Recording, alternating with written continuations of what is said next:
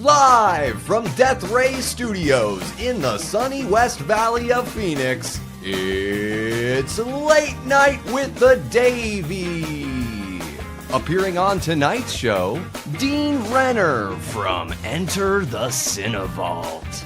And now, ladies and gentlemen, your host, Davey Deathray.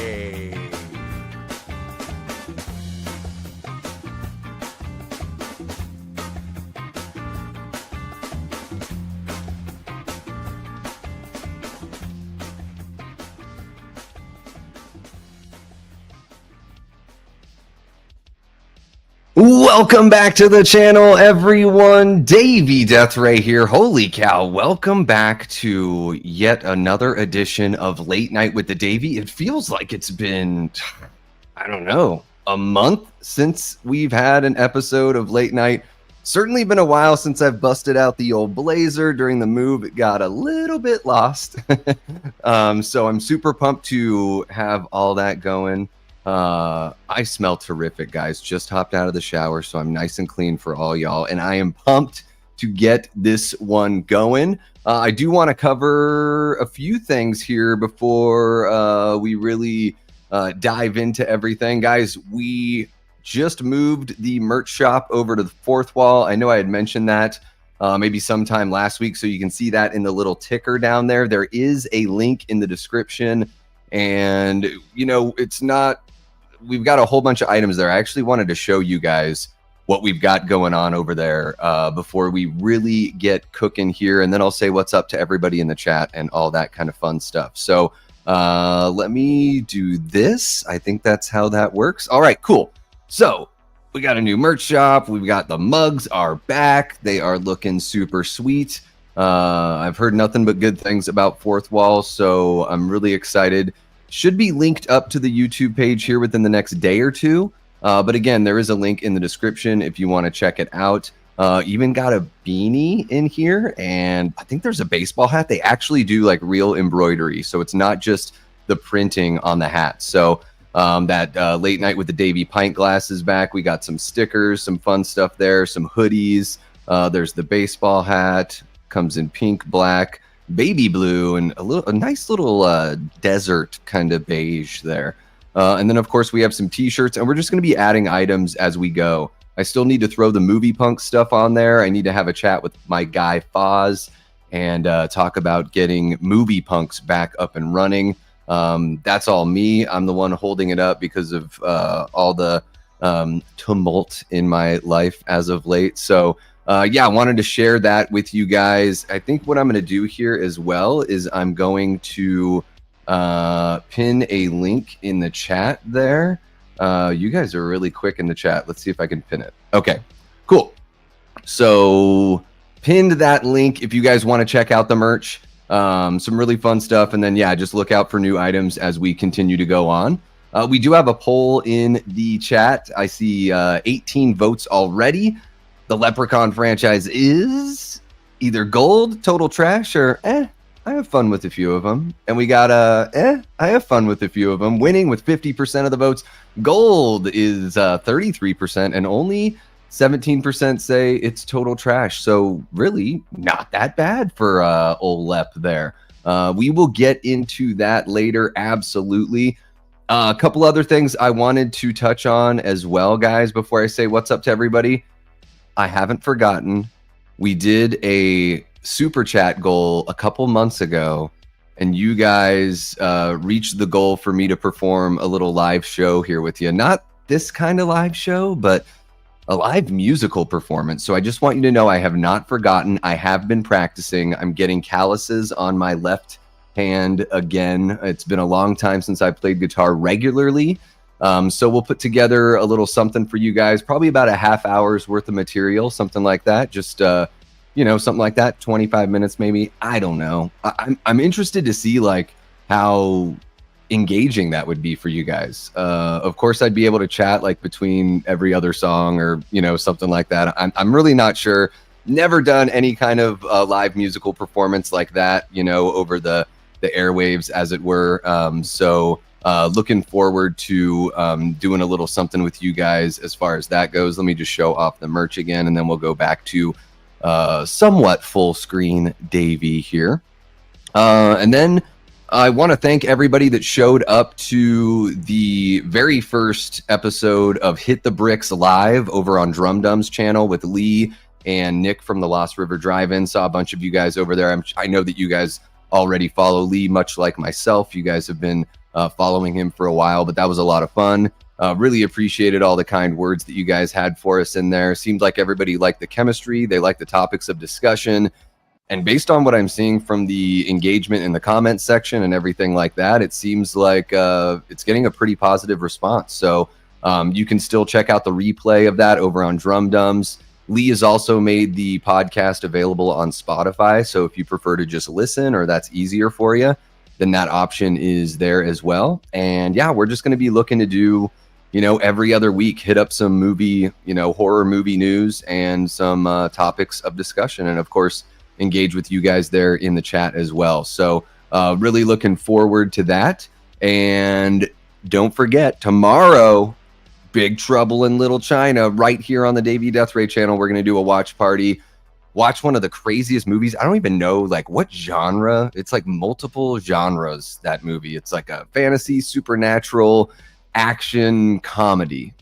It's just wild. It's maybe the most charming Kurt Russell ever was, although Overboard's pretty good as far as all that goes as well. So really looking forward to watching that John Carpenter classic with you guys here tomorrow night. That is going to be 9 p.m. Eastern, I believe. I hope I'm right about that. And then I know I'm getting way ahead of myself, but guys, the 22nd of March is the 40th anniversary of Friday the 13th, Part 5, A New Beginning. So next Friday, the day before the anniversary, because I have to work the next day. So on Friday, we are going to do a watch party of A New Beginning right here as well. So look forward to that if you guys are feeling frisky on that one. And then I'm just going to say what's up to everybody in the chat.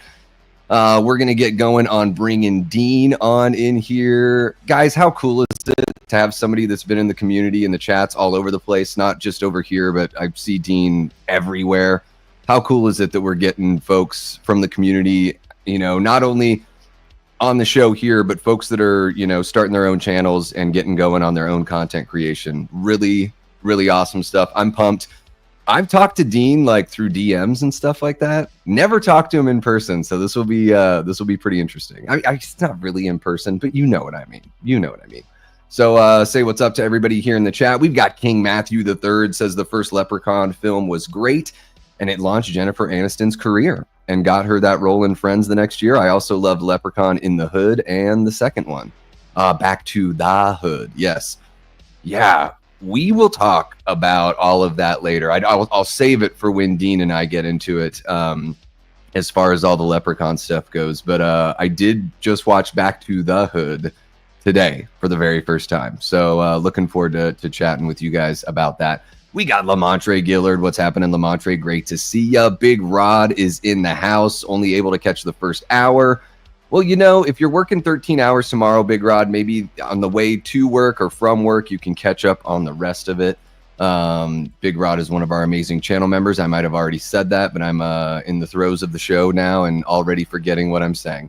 There is Dean hanging out, a great channel member as well. We got Prince in the chat. What's happening, Prince? Star Court, Food Court, what's happening? Denise Wheat, one of our great channel members, and third place finisher in our members only horror trivia that we hosted over here for all of our members on Monday. That was a lot of fun. And we got Jamie Hart, the original Death Squad, and holy crap, you guys, the champion of our very first trivia. She got 10 out of 15 questions. So Jamie won the prize, and we're doing a little something different with the prizes here. Instead of just picking a prize ahead of time, I am just reaching out and saying, hey, what steelbook do you want? Or would you just rather have a gift card or something like that? So Jamie picked out a gorgeous steelbook 4K of The Blob from 1988, the Chuck Russell remake. Really, really good stuff. And she should be getting that hopefully by Friday or Saturday, Jamie. So we deliver on our promises here on the Davey Deathray channel. At least some of them. Yeah, most of them. Most of the time. More often than not, I'll say. Thank you so much, Jamie, for participating in the trivia. Guys, if you want to be a part of that trivia, just 99 cents a month gets you membership. And there is a link in the description below if you want to chime on those members only hangs. We got Leanna Bevy Rage in the house, one of our great channel members and Death Squad mods. How are you doing, Leanna? Great to see you. Who else do we have? We've got this guy, Davey Deathray, whoever he is. At least it actually is me and not some sort of troll bot. That's refreshing to see. We got Ryan Olashow in the chat. What's happening, Ryan? Great to see ya. Antonis, how are you doing, Antonis? Darkroom Reviews, what's happening? Joel dropping a super sticker, and let me see if I can look at the sticker over here on the YouTube side of things. Oh, nice. It's a banana peel. Don't anyone in the chat slip on that banana peel. Really appreciate the super sticker there, Joel. Thank you so much. We got Brett Patrick, one of our great channel members, hanging out. Really enjoys parts 1 and 3 of Leprechaun. I'm right there with you, Brett. We'll talk more about that later as well. We got Miss C jumping on in, says, hi, everybody. I'm new to the channel. Yeah, everybody looks like you're already welcoming Miss C. I see you over on, I think, Movie Misfits, and then, of course, over on Drum Dums just the other day. So welcome on in. You're kicking it with the Death Squad now. It's official. It's just going to be me talking a whole bunch. Well, until we bring Dean on, and then we'll see how much I talk all over him, because I'm prone to do that. So be on the lookout for that one. We got Adrian James jumping on in. What's happening, Adrian? And if I didn't say it before, Joel is one of our great channel members. Just wanted to mention that whenever I see that green text over your name. The blazer is back indeed, Prince. Yes, it is. It's very warm in the blazer. So if you guys see any beads of sweat falling down my face, it's not because I'm nervous. Although, you know, talking to an East Coaster like Dean, I might get a little nervous. It's a different breed over there. I dig the East Coast folks. Just a little less farting around, you know, a little more to the point. I dig it. I dig that style. More urgency. That's the word I'm looking for. What's happening, Gory Tiger, one of our great channel members? Hope you are doing well. Great to see you popping on in.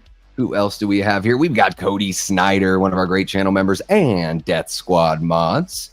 Hope you are doing well, Cody. So happy that you've got some time to jump on in and listen and even chat a little bit.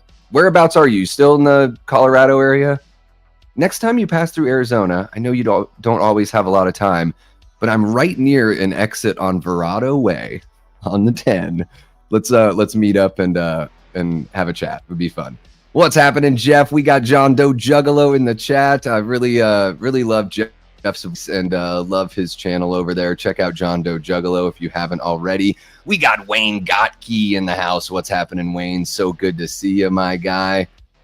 This is a good one. 24 people kicking it with us. Herbert Geddes is in the chat. Loves Warwick Davis, and Leprechaun is so much fun. I'm not going to argue with you on that one. Yeah, Warwick Davis is awesome. And for the most part, Leprechaun is pretty damn fun. What's happening, Aaron? So good to see you. Always a pleasure having you jump on in. And I think, oh, no, Paula Fitzhenry, one of our great channel members. How you doing, Paula? Hope you're having a great week so far. We got Mark from Tales from the Shelf, another great content creator jumping on in for the hangs. I love what Mark does over there. And it looks like we are all caught up, folks. So I've gone through my commercials, you know, merch shop, link in the description. Big Trouble in Little China tomorrow night, live watch party. Next week, we're going to be doing a live watch party to celebrate 40 years of Friday the 13th, Part 5, A New Beginning. Really looking forward to that one as well. And yeah, tonight, guys, we've got a very special guest. You know Dean from the chat over here and the chat all over the place. What, Slaughtered Lamb? I saw him on Drum Dums the other day. I'm sure, Dean, you can tell me where else I see you. I don't know, Planet CHH maybe. Maybe a little Dave McCrae action, not really sure. I would imagine so, though. We all love Dave, right? Let me know in the chat if you love Dave McRae's channel. One of the biggest inspirations here for my talking ad nauseum over here on my channel. So yeah, guys, Dean, was doing the YouTube thing for a while, with a group of people. Took a little bit of a break, and now he's back with his very own channel. Enter the CINEVAULT. There's a link in the description below if you have not yet subbed over on Dean's channel, but he is a big-time horror fan and just a really great guy. So, guys, without any further ado, let's go ahead and bring on Dean Renner from Enter the CINEVAULT. What's up, everybody? What's happening, Dean? How you doing? I'm good. Busy day.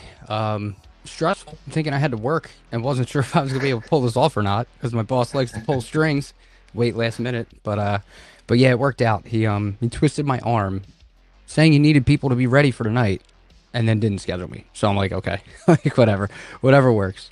But here we are. Hell yeah, man. I am hearing a little bit of a blade echo. Uh-oh. I'm not sure if it's coming through the speakers there. I don't know. I have a couple things open, but it should. I'm running through a roadcaster, so it should be coming straight through. I have everything else turned off. I hear your background music, but is it a bad delay or? It's like a second delay. Uh-oh. All right. And then Mark, I think the reverb is just because of the room I'm in. Maybe. I'll get close to the mic. Oh yeah. How's that? Is that better? You guys let me Billy know. Atkins for the win. Yeah. I'm still getting it over there. All right. I'm gonna have to. It says, do you have the YouTube window open? I closed it, so now I literally just have us open in StreamYard. Someone needs to turn. We'll figure it out, guys. Stir of echoes.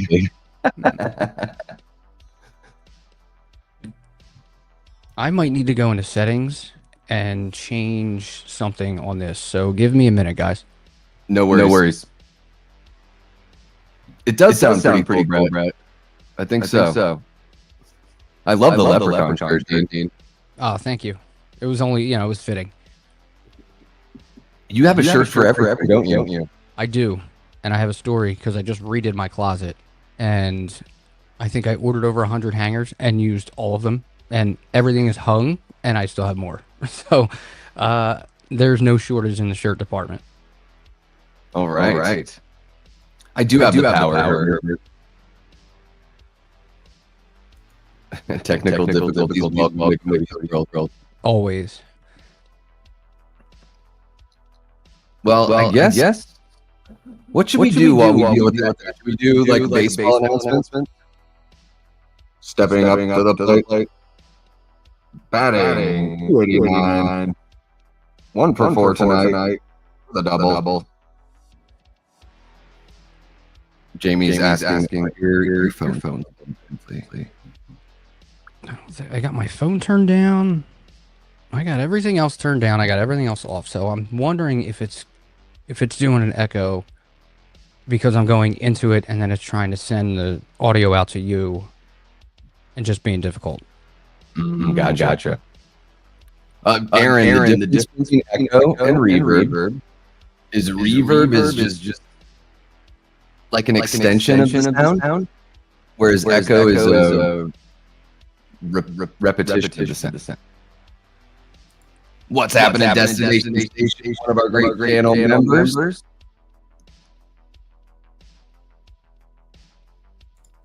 Don't you believe it? I like all the Leprechaun part 4. All right. I thought part 4 was fun. I just changed the setting. What do we got now? I'm better. I'm still hearing it. Still? Yeah. Because there's a mix minus setting. If you turn that on, it's supposed to cut that out, and it's not doing it. I'll continue to request here. Wait. Just How about now? Any better or check? Still there. Still there. How about now? Check. Still there. Maybe have Dean leave and rejoin. That might be. Yeah. Maybe we could do that. Here, let's try that. I'm gonna pop over here. Okay. All right. Yeah, guys, we'll get it all sorted out. Let's see here.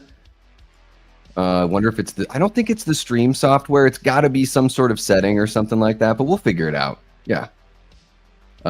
Yep. Yeah. Well, yeah, it's just there's still a little just natural reverb here in the room there, Mark. Did they really need to send Leprechaun into the hood twice? I guess they felt like they had something. Although, and we'll get into this later, I think the second attempt was a lot more fun than that.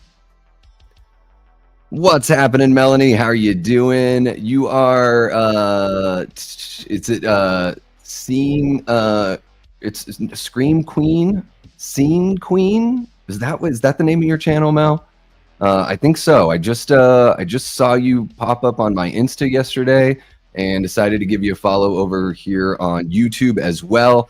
Everybody, welcome Melanie into the chat. You're hanging with the Death Squad, Melanie.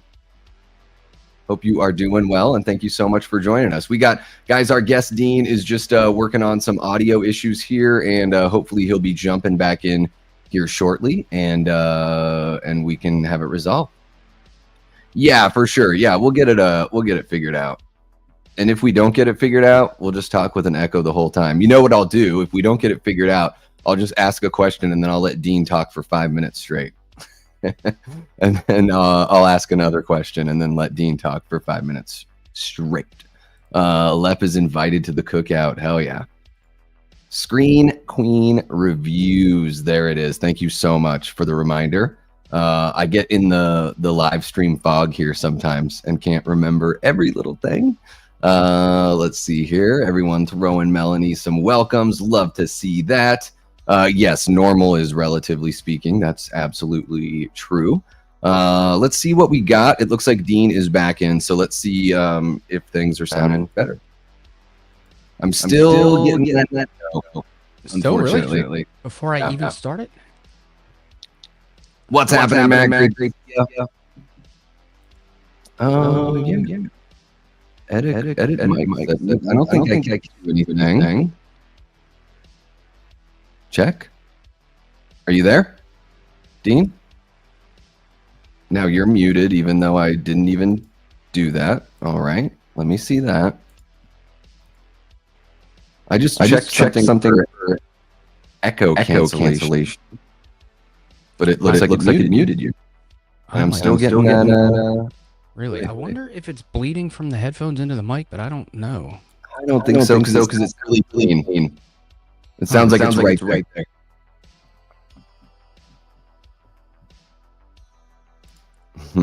Yes. This is what you tune in for, folks. Live audio troubleshooting. Gotta love it. Take a sip from my. Yeah, I think I exhausted my options. I don't really know what else to do on my end. Because I tried to switch it over to mix minus on 2 channels, which is supposed to cut that out. It's supposed to cut that echo out. Well, it's bleeding in as but yeah, that's so odd. I wonder if there's something to do. Doesn't look like there's anything. Turn down the gain on the main. You have audio definitely coming from your speakers. Huh. Take out your earphones. Here.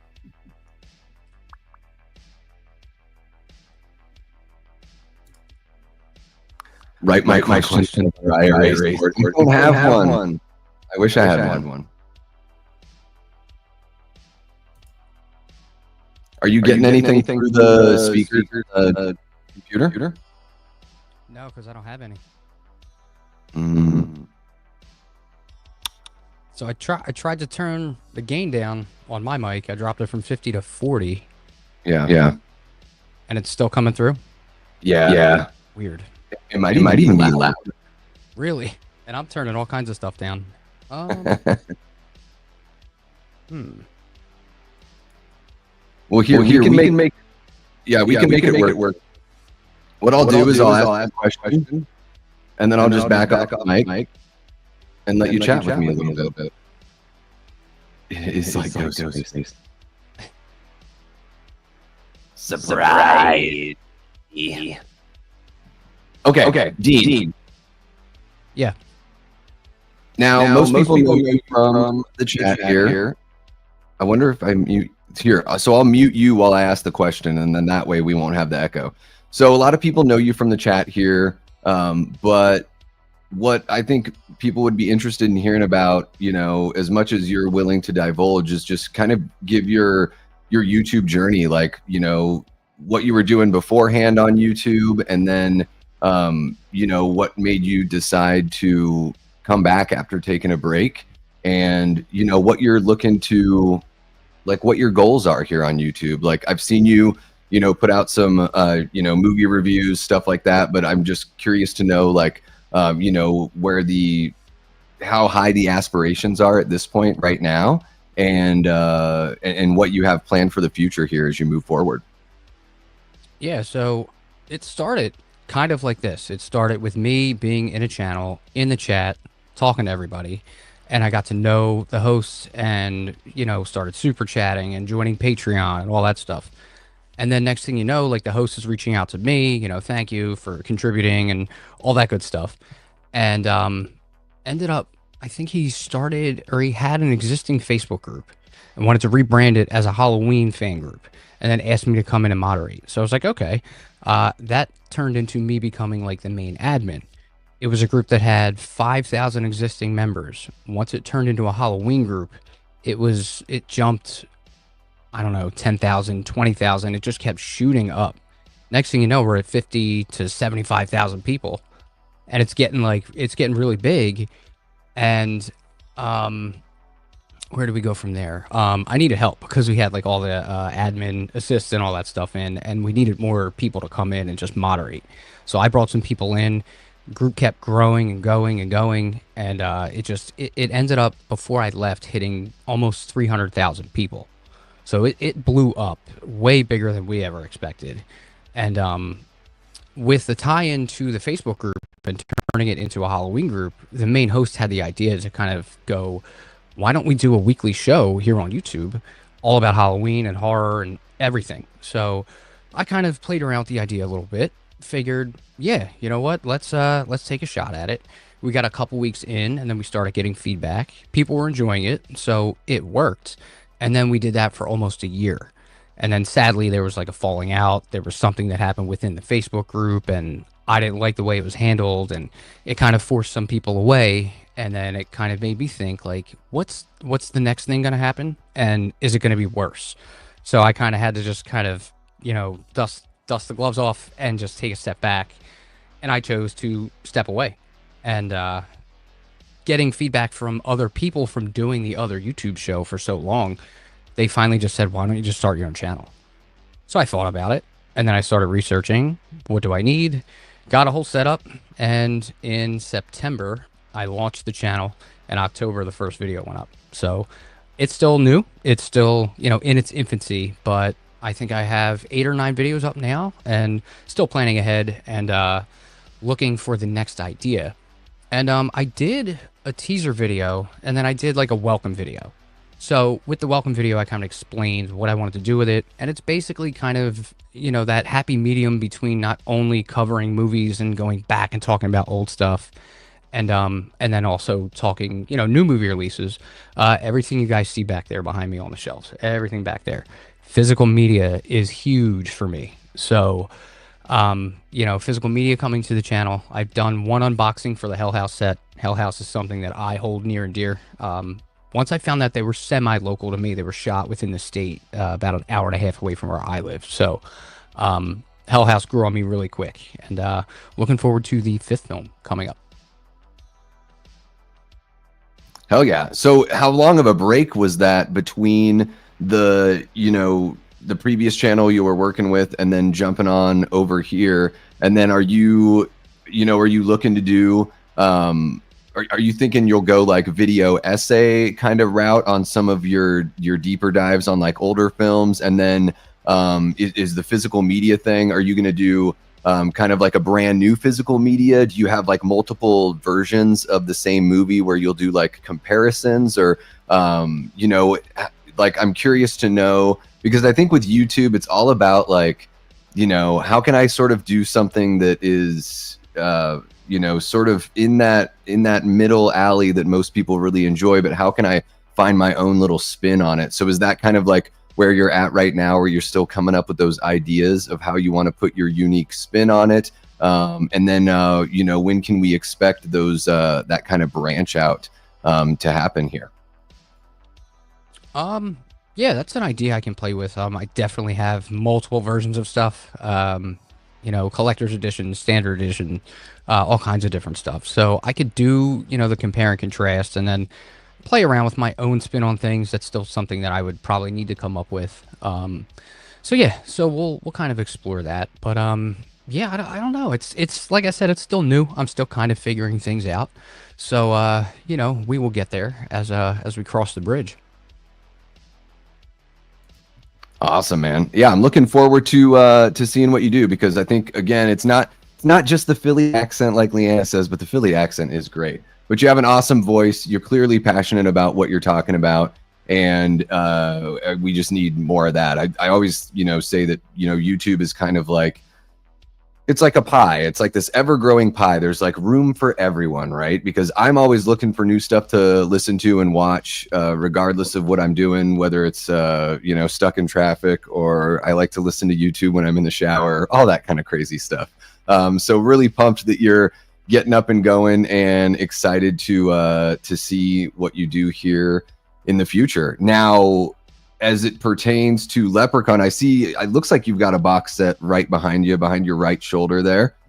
Is this a franchise that you are? I mean, I know we've kind of talked about it offline, but for the folks in the chat, like, you know, just sort of give them your history with the Leprechaun franchise, your thoughts on it. I'm not sure if you've watched beyond what we had previously discussed, so I suppose, yeah, we can kind of jump into a little bit of Leprechaun chat. And for the folks in the chat, I've saved some of your previous messages, but this is the perfect time to let it loose and let us know what you guys think of good old Lep. So yeah, let me have it, Dean. Yeah.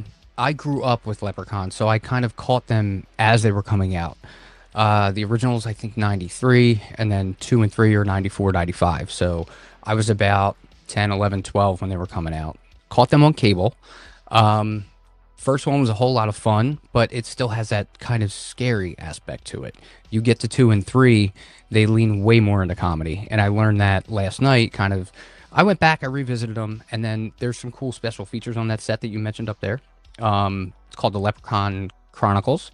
And they did 3 parts for the first 3 movies, and it's like a retrospective. They go back, and there's interviews, and they're talking to, you know, the production, and Warwick Davis is in there, so some of the actors as well. So they were cool. Some fun little tidbits of fun facts and stuff in there. But yeah, I grew up with it. I really don't go beyond 3. 3 is where I pretty much stop. I've seen 4. I've definitely seen In Space, and I've caught bits and pieces of like In the Hood and Back to the Hood. So I still have to sit down and watch them in full. But the first 3 are my go-to. Yeah, I really enjoy the that first one, man. I mean, I guess we can just sort of like take them bit by bit here. The first time I watched the very first Leprechaun wasn't that long ago, maybe 10 years ago or something like that. Like, I didn't catch them. I knew what they were when they were, you know, coming out brand new. It was one of those things where I just figured it was like schlocky and a bunch of boobs and everything, and it really wasn't like what I thought it was going to be. The first movie is incredibly charming. I get a lot of kicks out of that one. Jennifer Aniston, I think here I'll bring up Herbert's or not Herbert's, King Matthew III from earlier said it launched Jennifer Aniston's career and got her the role in Friends. I don't know.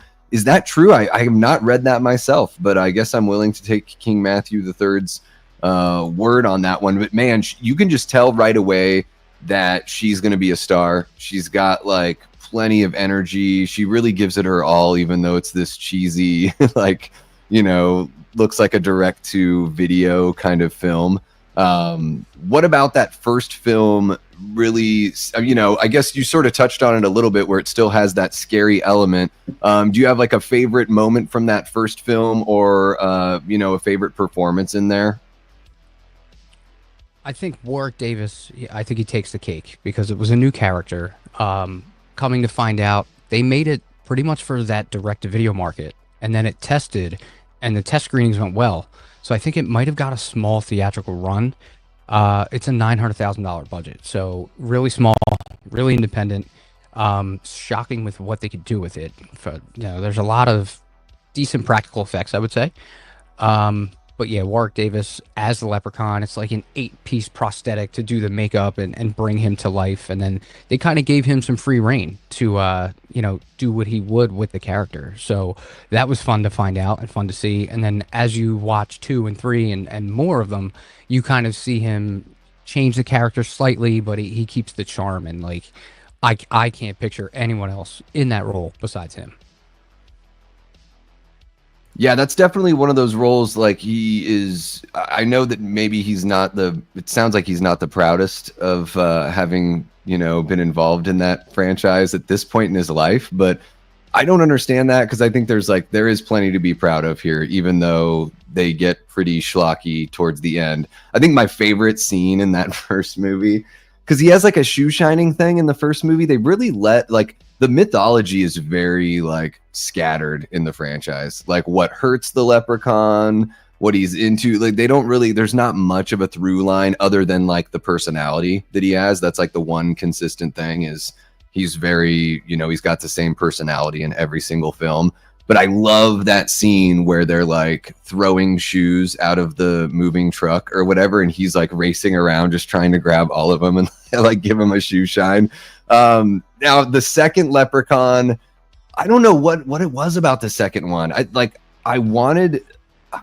felt like what they were going for was something that I should have liked, but the acting like really fell short for me. The lead actress, I can't remember her name right now.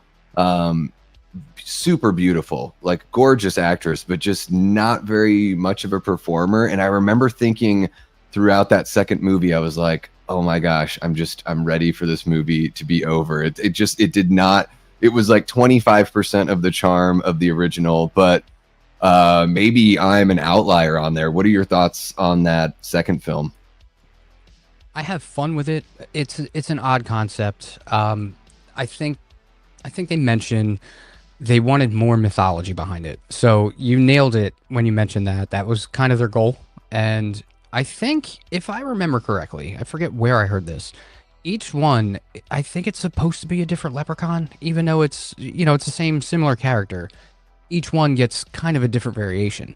And like you said, you know, with each movie, he's got a different weakness, and they have to discover it and then figure out how to kind of kill him off near the end. But yeah, I mean, that's part of the charm of it. You get a little bit of differences in the character as the movies progress. So, like I said, you know, the first 3 is where I stopped, but I think those are the most fun. But I saw Mel somewhere in the chat, My Killer Podcast. She mentioned a little something about Hood and Back to the Hood. So I own them. I might have to visit them.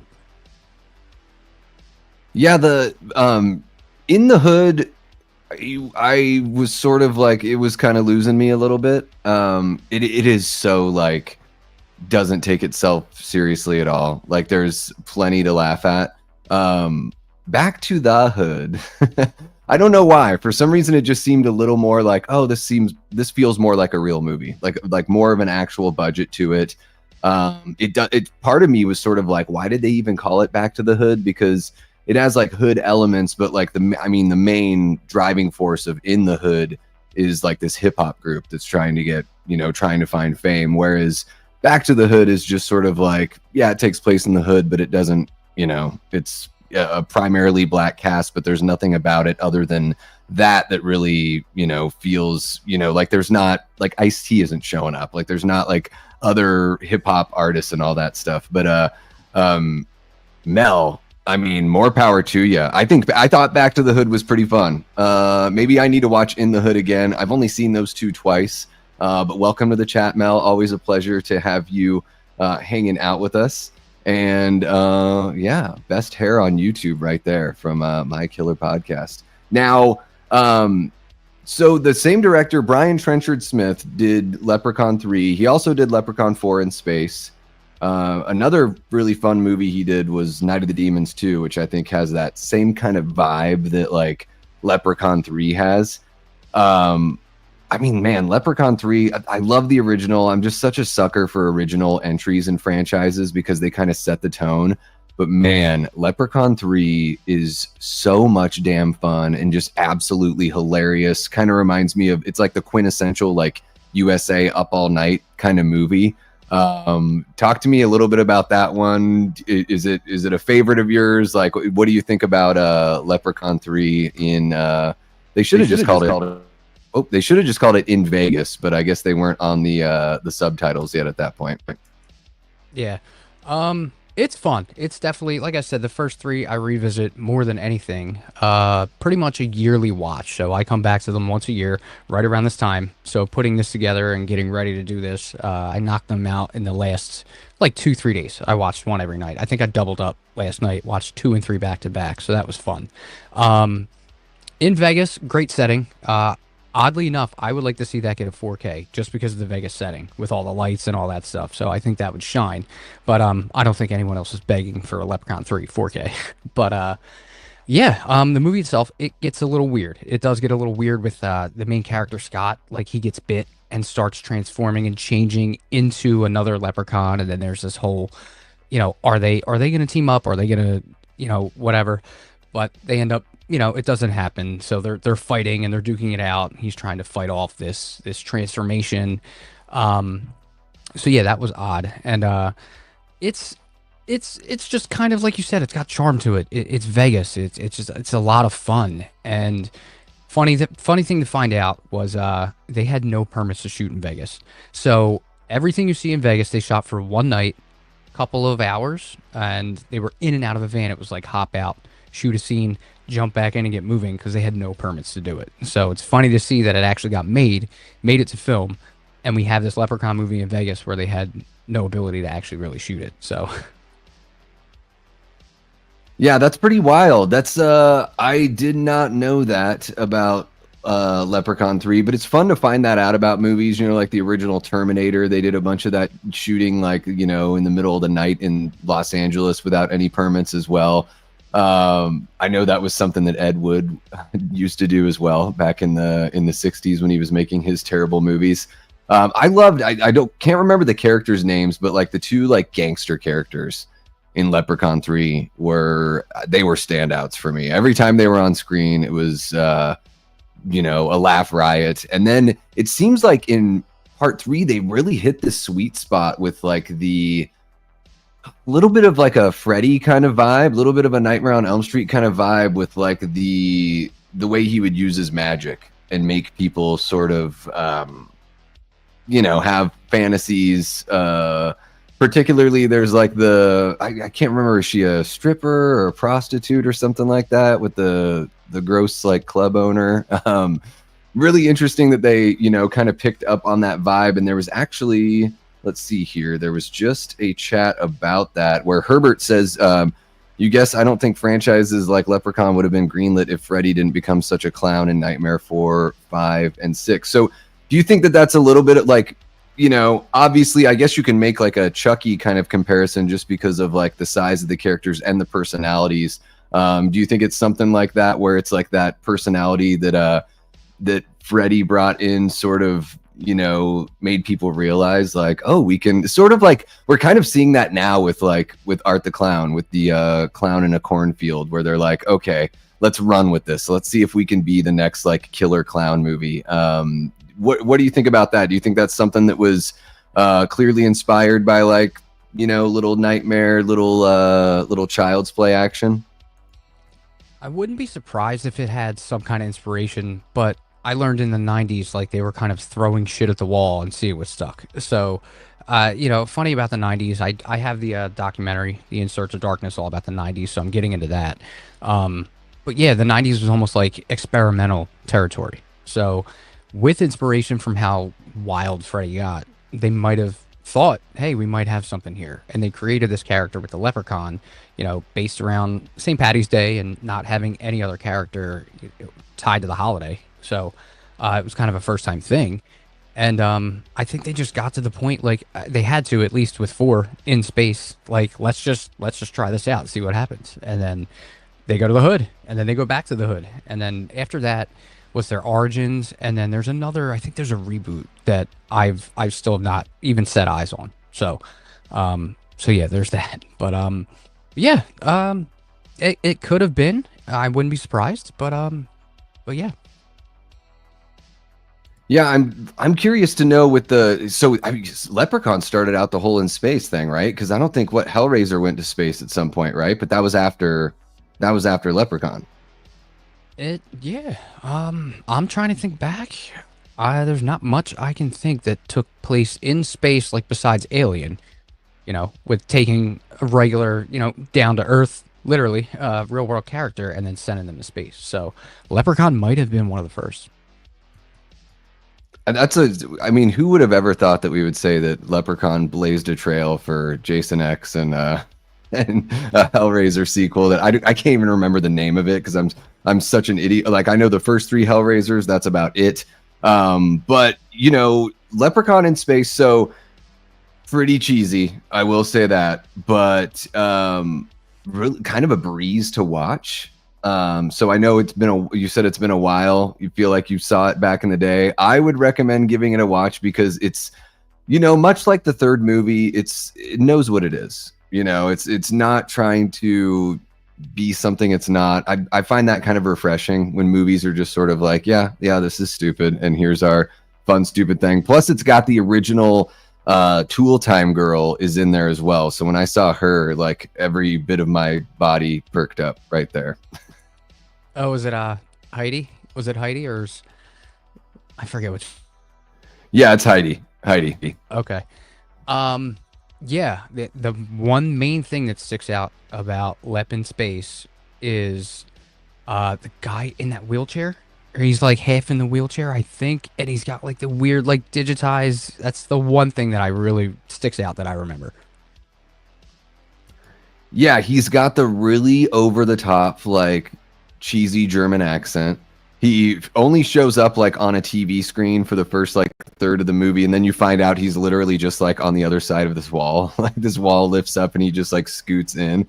But yeah, then there's also like the lead commander of the Marines or whatever has like half a metal head, and I think you find out at some point that he's like an android anyways. And yeah, it's pretty absurd. Like there's even a scene where Leprechaun, like they shoot Leprechaun with like some sort of like ray, some sort of like laser, and he grows to be like 20 feet or something, and he, you know, looks in his pants and is really happy with what he sees, even though it's all proportional. It's not like just the one part of his body grew, but whatever. It's cheesy Leprechaun.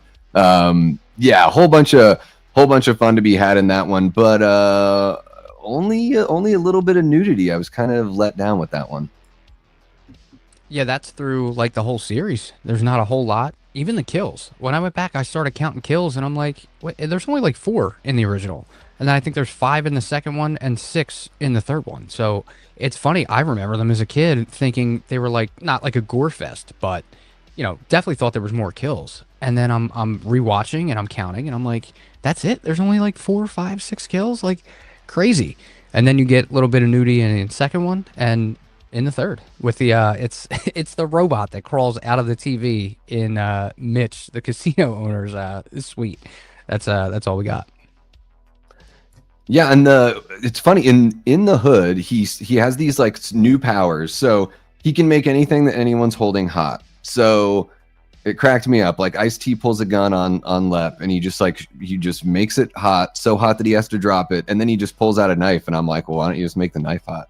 And then he's got this power where he can just like blow holes through people's like torsos. And I'm just like, well, that seems like you would just go around and just kill everybody that way. We don't even have to be creative anymore. So again, a little of that inconsistency. There's also like the 4-leaf clover thing is like a big part of the first movie. They work it into Back to the Hood, where they put the clovers like in bullets, almost like the poison that Brody puts in the bullets in Jaws.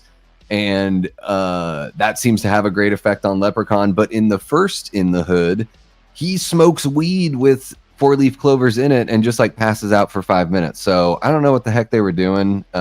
Speaking of smoking, there you go right there. You're getting a little bit going on. It seems to be sort of all over the place. You had mentioned the origins and then like the reboot. I haven't seen those either because I guess I consider those. I mean, maybe the reboot is kind of like a Halloween 2018 sort of requel that I think it does tie back to the original because the one performer that was in Pee-wee's Big Adventure, I can't think of the guy's name, he comes back or whatever. But I have not touched those either. I don't know what to think of those. Have you heard anything about those movies? And are you ever going to watch them, Jim? One of them is in that set. It's the one that WWE put out, which I've heard is kind of a train wreck, so I probably won't touch that. I would be curious to see the reboot. How does that work? Bringing back Ozzy. Let's see what they do. He's such a fun, likable character in the original. So seeing him come back, that could go either way. You know, we've seen these reboot sequels, you know, come in, bring back a big legacy character, and then just do shit with them. Looking at you, Halloween Kills. But yeah. Hey now. Be careful what you say about Kills. No, it's got its problems. Now, I think the only way that they could really bring Leprechaun back and have it be like massive is to get Jennifer Aniston to come back. I don't know if they've got enough money to bring her back. I don't know, like, who would play the Leprechaun at this point. It seems like they would just probably go CG. They would do something ridiculous like that. Because I don't know. Do you see this franchise ever trying to make a comeback, or do you think it's just time for another St. Paddy's Day themed horror film to come out that's it goes in a completely different direction?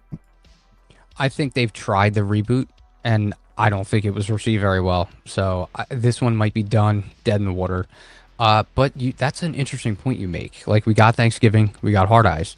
Why not go back to St. Paddy's Day and come up with some kind of, some kind of killer? Maybe he could just be shit-faced hammered and just go on a rampage, and we just see how it unfolds.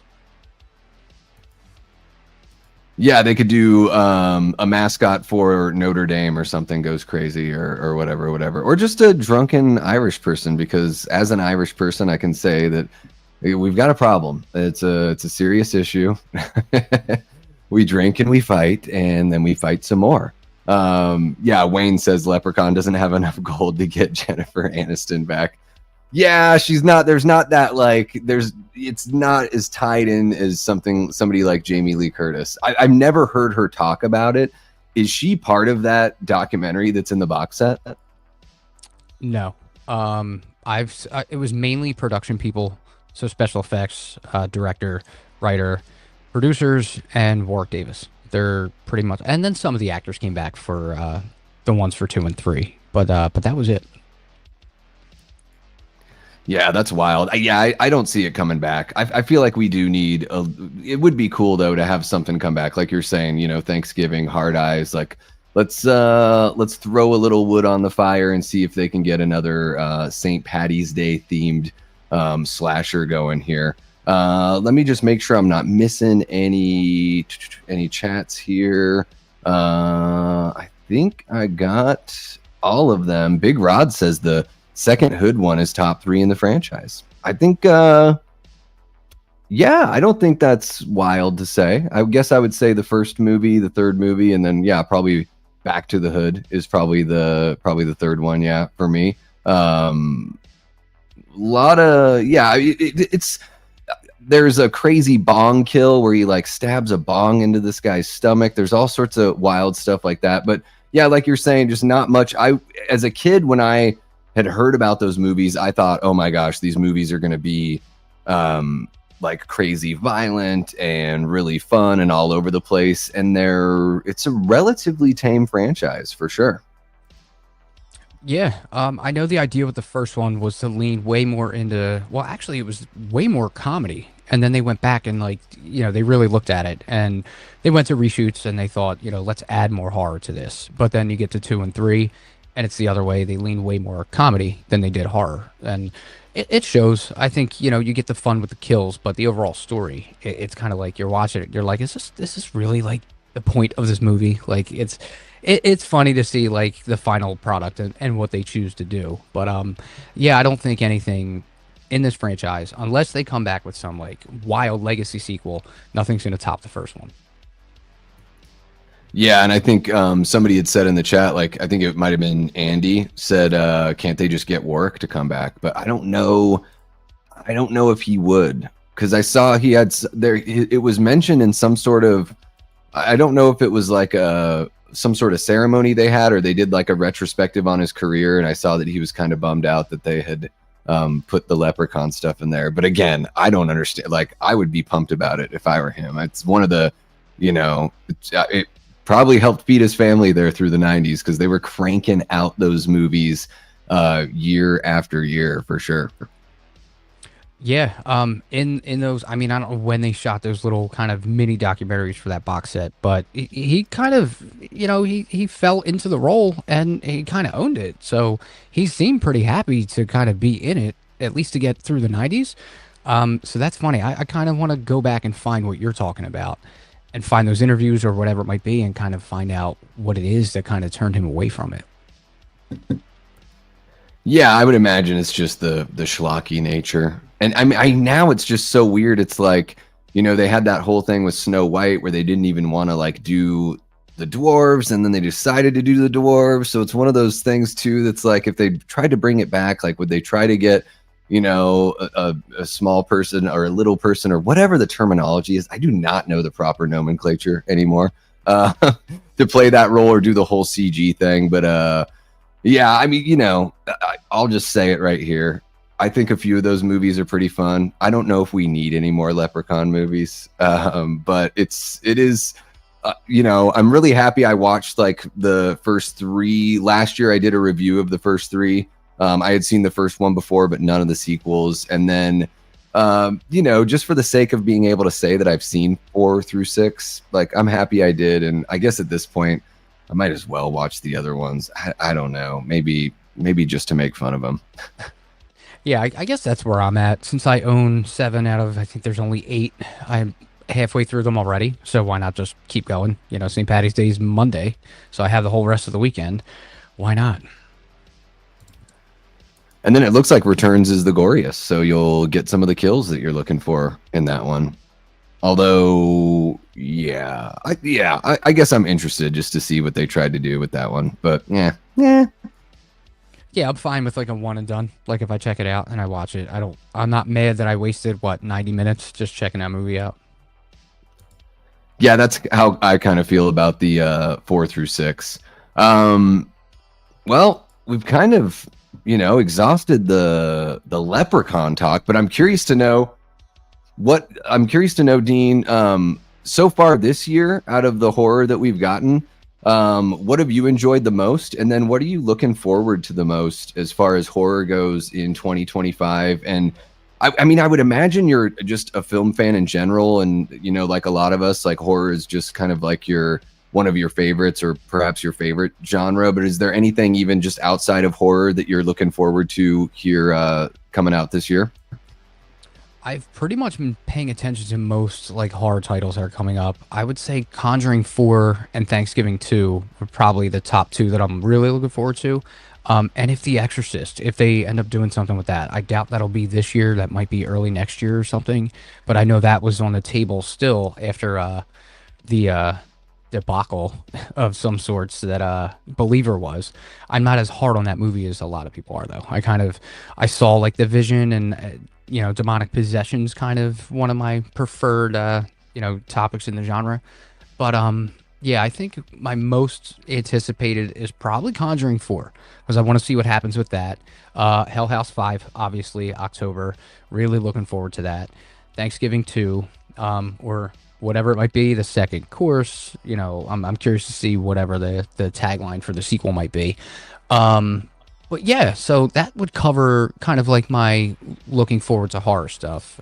Getting into other genres, yeah, I go action, sci-fi, good thriller every now and then. Tons of comedy. Can't go wrong with comedy. And yeah, so it's, you know, it's a pretty diverse range of stuff, but horror for the win as always. How about that new Final Destination? You looking forward to that one? Yeah, I will say they sold me with the teaser, so I'm taking your advice. I don't need to see nothing else. Give me that teaser, and then I'll wait for the release. And I know what you did last summer. I'll give that a shot too. Yeah, I'm curious to see what I know what you did last summer, like what they do with that one, because I think the original is just sort of mid anyway. So it'll be interesting. Can they outdo what they originally did, or is it just going to be a little more of the same?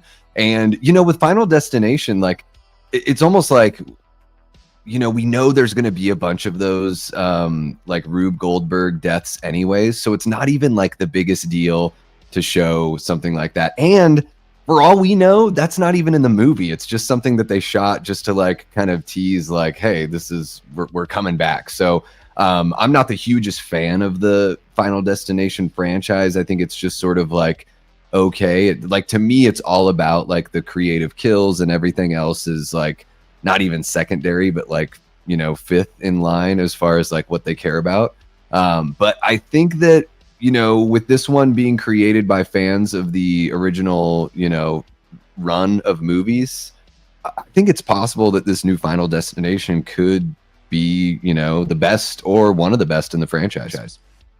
Yeah, it's been a while since we got one. So, like I said, I saw that teaser and I was like, okay, let's see what they do here. Like you mentioned, that might not be in the movie, or that might not even be a majority of the whole scene. That could continue playing out, and it could end, you know, even more wild than we think. So, Final Destination's a good call. I stick to the first two mostly, but you know, even the last three, they're enjoyable. The wild kills are while we're there. So, you know, you can't go wrong with those. But yeah, let's give 6 a shot. Let's see what they do. Yeah, the fifth one I thought was surprisingly good. That was one where I was like, didn't expect much from it. But you know, I guess it's just the characters. I kind of like those characters a lot more than the others that I had seen in the previous film, especially the fourth one's really, that's a low point. That's just not even a low point for the franchise. That's just a low point in general. And to be a low point in Final Destination is pretty low. What did you think of the monkey? Aaron says it's his favorite horror movie of 2025 so far. I was just kind of like middle, like I didn't dislike it. I didn't love it. The movie ended and I was like, okay, I guess I watched that. It had some fun moments, but what did you think about that monkey movie? I went in not ready for the amount of comedy. I thought it was going to be like this cursed monkey with a mix of Final Destination style kills. Next thing you know, it's like comedy, and I got a guy in my row down to my right who just could not stop laughing. And it was like delayed laugh, like after the scene, and he's still laughing. And I just shot him the look. I'm like, dude, like you're in a theater with like 12 other people, like relax. But yeah, I wasn't quite ready for all of the comedy, but it took me out of it a little bit. But overall, I think I gave it like a 6.5 out of maybe 7. It was okay for me. But the popcorn bucket was awesome. So I had to get one of them. Yeah, the popcorn bucket is probably one of the best ones I've seen, you know, as far as those go. And then, yeah, I think that the first like third of the movie I was really enjoying. And I don't know what it was. Maybe it was just a little bit of that odd Stephen King tone where you just like, sometimes with the adaptations of his stories, I'm just like, what am I really watching? Like, what is this really going for? But I do love Oz Perkins, and I guess the biggest detractor for me is I felt like it didn't really look like an Oz Perkins film. It just kind of looked like a, you know, kind of run-of-the-mill movie. There wasn't anything like super creative as far as the camera work goes. But you know, between between Longlegs and the monkey, which one did you prefer more? I still have yet to see Longlegs, so I want to give that a shot. I've heard, mixed things, but more good than bad. The monkey's kind of sitting middle of the road for me, so that might be a revisit when it hits streaming. I won't be buying that, I don't think. They would have to do something really cool for me to buy that, so that one can stay. But yeah, so Longlegs, that is one I'm still looking forward to. Yeah, if you like thrillers, I think you would dig that one because I don't like it has horror elements, like they're in there, but it's much more of like a, kind of mystery crime thriller kind of approach, but just a beautiful looking film. So if you're one for cinematography, I think you'd have a good time with that one. Yeah, that sounds like right up my alley. Seven, it's one of my favorites. You have that crime thriller. Zodiac is another one. Haven't seen that much. I've watched that I think once or twice, so I have to revisit that. But yeah, that crime thriller with a little bit of horror to it, that's right in my wheelhouse. Oh yeah, yeah. I'm what about Superman? What do you think what the hell's going on with the Superman movie? I have no idea how to feel about it. I don't even know if I care. I don't even know if the audience cares. Maybe let me know, guys in the chat, guys and gals in the chat. What kind of direction do you think this Superman movie's going? Is it just going to be more of the same? I'm kind of sick of Lex being in like 95% of the Superman movies. It would be like if the Joker was in every Batman movie, and thank God they haven't done that, at least not yet. But with Superman, I want to be excited. I just don't know if I can be. Do you have any thoughts or feelings on that? I'm not huge on superhero movies, except for a couple. So like your Batman, your Spider-Man, Iron Man, that got me for some reason. I don't know why. What maybe watch the first three Iron Mans, but they worked. Deadpool is another fun one. So I don't dive into superheroes too much. Superman, I own, all the originals. Christopher Reeve, that's kind of a staple. As far as anything new, I don't think I've watched a new Superman in forever. Now, the trailer looked pretty good. Trailer looked good. I might be tempted to get out there and see it just to kind of see, okay, like what are they doing? I don't know if they're trying to kind of revamp the DC universe and all that, but once they start getting crazy, like the whole MCU, they lost me after Iron Man 3. I don't know what the hell's going on with all that. Like, I have fun with the Spider-Man movies, at least Tobey Maguire's and Andrew Garfield. Those are what I stick to. I gave Tom Holland a chance. No shot. So, yeah, we'll see. I might, like I said, I might get out there and see Superman. I don't really have expectations for it. So if I decide to go, check it out, I'll give him a shot. Yeah, it's one of those things where it's like for the spectacle of seeing it on the big screen, it's kind of worth it. That's like I went and watched Superman Returns for the very same reason, and I walked out of the theater being like, that is one of the worst fucking movies I've ever seen in my life. Like, that movie was insulting to its audience. I can't stand that crap. But I'm kind of right there with you on the MCU. I did enjoy like Infinity War and Endgame. Like, I liked a lot of what those movies did, but then it just completely fell off. Oh my god, dude, I watched like half of Captain America Brave New World the other day. Talk about insulting. Like, that movie is rough. Now there's one, I know there's one horror movie I'm trying, or I guess I don't even know if this one's a horror movie, but one that horror fans are really into. I think you might have said the other day you haven't seen it yet, but have you gotten a chance to check out Companion? Oh, no, I think I caught you. You mentioned that you just saw it, right? You just watched it, and yeah, no, I heard a little bit about it. I know it got a lot of good reviews. It's got my curiosity at least. So, is it something to do with like, I don't know if it's a spoiler or not. Spoiler alert in case, but AI robot companion and kind of goes off the rails, almost like a Megan. Yeah, it's definitely got that, and I think they kind of spoiled that themselves in the second trailer. I think you can sort of tell just from the poster though, because she's got like the white eyes. That's definitely like the quick like elevator pitch is like, what if in the not too distant future? Because it basically looks like nowadays, just maybe like 5 or 10 years down the road. Like all the clothes are the same. They have self-driving cars. There's nothing like that wild other than like the companion android or whatever. But the movie I won't go into any spoilers. The movie did do some things where I was like, all right, like this is kind of like I didn't expect it to go this direction, and like this is really fun. And it definitely had me like at the beginning of the movie, I was just sort of like relaxed, like watching it, leaning back, and then by the middle of the movie, I'm like scooting to the edge of the couch because I was like, oh, this is like getting to be really fun. So it surprised me in that way. I had a really good time with it. I do recommend it to you know, if you're a horror fan or even just like horror adjacent. It's definitely a little more of those like kind of sci-fi elements. And I will say this, like well timed and well measured pieces of humor for sure, which works as well.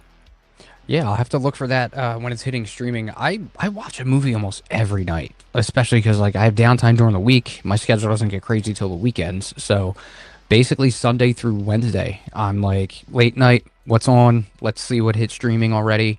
Heretic went to Max, so I want to go back and check that out again.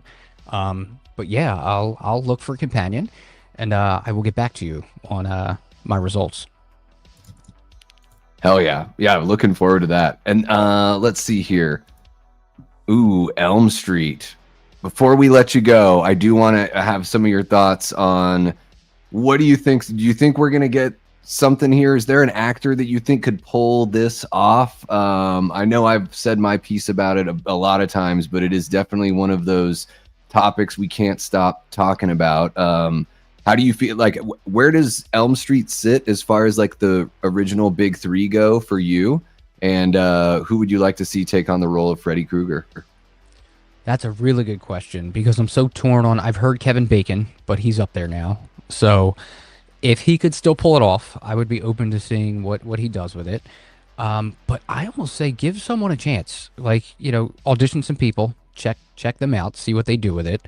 I don't think Jackie Earle Haley, you know, as much as people hate the remake, I don't fault him for that. I feel like he did all he could. So, you know, kudos to him. I can't really put my finger on someone specific at the moment. So I would say grab someone new, like test people out, give a newcomer a shot. You know, you never know. You might find that, you know, that gold. And I think Elm Street is way overdue for something new. And yeah, it's time. I think it's time to do something that erases the remake that we already got. And let's dive back into Elm Street.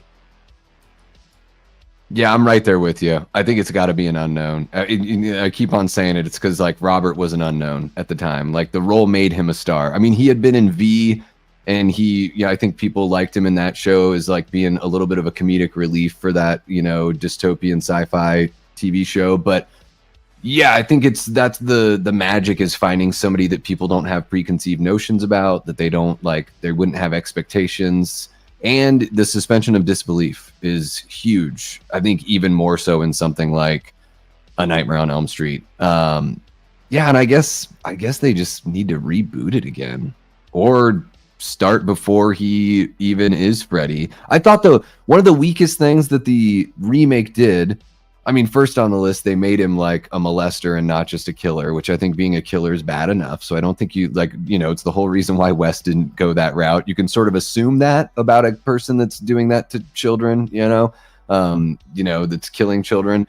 But I felt like having him actually be innocent was like, that would have made that remake so much more interesting. Like it gives him a reason to want to like come back as a demon.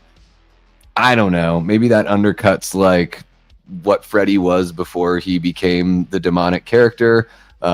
Maybe I'm wrong, but I feel like, yeah, if they're going to reboot it at this point, they do need to do something that shakes it up a little bit if they expect to turn it into a franchise from there. Yeah. See, I like that idea. I like the idea of going back and maybe seeing some kind of origin. Don't give away too much. Don't explore too much. What's up, Fatchy? But yeah, I'm overdue for Elm Street. I would really like to see something new, something kind of innovative. I love what Dave and them did with Dylan's New Nightmare. That was really, really good. So something along the lines of that, but tie it back to 84, go back to original, you know, bring the 80s back maybe. That's just I love that era, the whole time period. So yeah, let's go ahead. I would start fresh. bring in a bunch of unknowns, get somebody new in that role of Freddy, and have at it. I really dig that idea of taking it back to like actually putting it in the 80s. That's one of the things about the Crystal Lake show that I think could be pretty cool, is going back to the 60s in there. That's one of the elements that I think would sort of make it, because anytime you modernize it, it is tough. Like you either like in 2013's Evil Dead, they don't acknowledge cell phones. They don't even really acknowledge what year it is. You just see the vehicles and everything like that. But I kind of like that, like having a horror movie take place in a time where you can't just say like, "Oh, I don't have a signal," or the audience isn't saying, "Just call someone on your damn cell phone." And of course, and and for us, like now we're older people, just the nostalgia of like going back to the 80s would be really fun. And I do think Manny says that the guy that played Scott Farkas from A Christmas Story, that's the brother of one of the main characters in Freddy versus Jason. That actor would be, I don't know how old he is right now, but man, he's got a great face. Yeah, I really liked him in the sequel, the true sequel to A Christmas Story that they did a couple years ago. I thought he was great in that as well. That is a good one, Manny's Manic Media. I think that would work, because I think he would be only recognizable to a slim percentage of the of the population, and it would be a cool sort of, us horror fans love all of that connection between this movie and that movie. It'd be kind of cool to bring somebody from Freddy versus Jason in there as well. Let me see what else we got here. Aaron says it's ambitious, but if Elm Street could do a horror version of what Inception did with very little CGI, that would be cool. Yeah, I guess that's another kind of way they could take it, is sort of just like really dive into the dreamscape and have that be a little bit more than what it was in the original. What do you think, Dean? I have yet to see Inception, but I've heard really good things. So I'm gonna go with that and kind of give my tip of the hat to that idea. Yeah, it's just sort of like is it a dream within a dream? Just that kind of like mind fuck sort of thing, where you don't really know exactly, like there are certain sort of things that are they're supposed to tip off to the person whether or not they're in a dream, because it's all about like kind of like the power of suggestion and how you can like dip into somebody's subconscious and make them manipulate them like in a dream world kind of thing. Yeah, that could be interesting, Aaron. I think taking Elm Street and doing it during a holiday would be fun, like Terrifier did during Christmas. I will take all of the holiday horror that you got, and it doesn't just have to be Christmas. Just something. Yeah, I think that would be fun. I think, and you can put like, you could do Elm Street, kind of any place in time, pretty much, and anywhere in the world. That's what I'm looking forward to, like with Evil Dead Burn coming out in 2026, is I'm like, oh, like when and where is that movie going to take place? Because now Evil Dead can just do whatever the hell it wants. So yeah, I'm looking forward to that. Wayne says, I think with Nightmare on Elm Street, you have to explore the idea that somehow Freddy was learning how to access dreams even before the Elm Street parents killed him. Okay. So a little bit of that, get to pull back the curtain on some of the supernatural element. Now, Dean, you had said earlier that you don't want to know too much about Freddy. I'm sort of that way with Michael. Like with Michael, I don't want to know too much. With Jason and Freddy, like I'm okay with it. But what Wayne is saying here almost reminds me a little bit of Long Legs, because there is this, they hint at this supernatural thing, but you never really see the process of anything supernatural. What do you think about this Freddy sort of being like a witch almost, or a warlock? Interesting. Yeah, I think you have a little more leeway when it comes to like Freddy, Jason.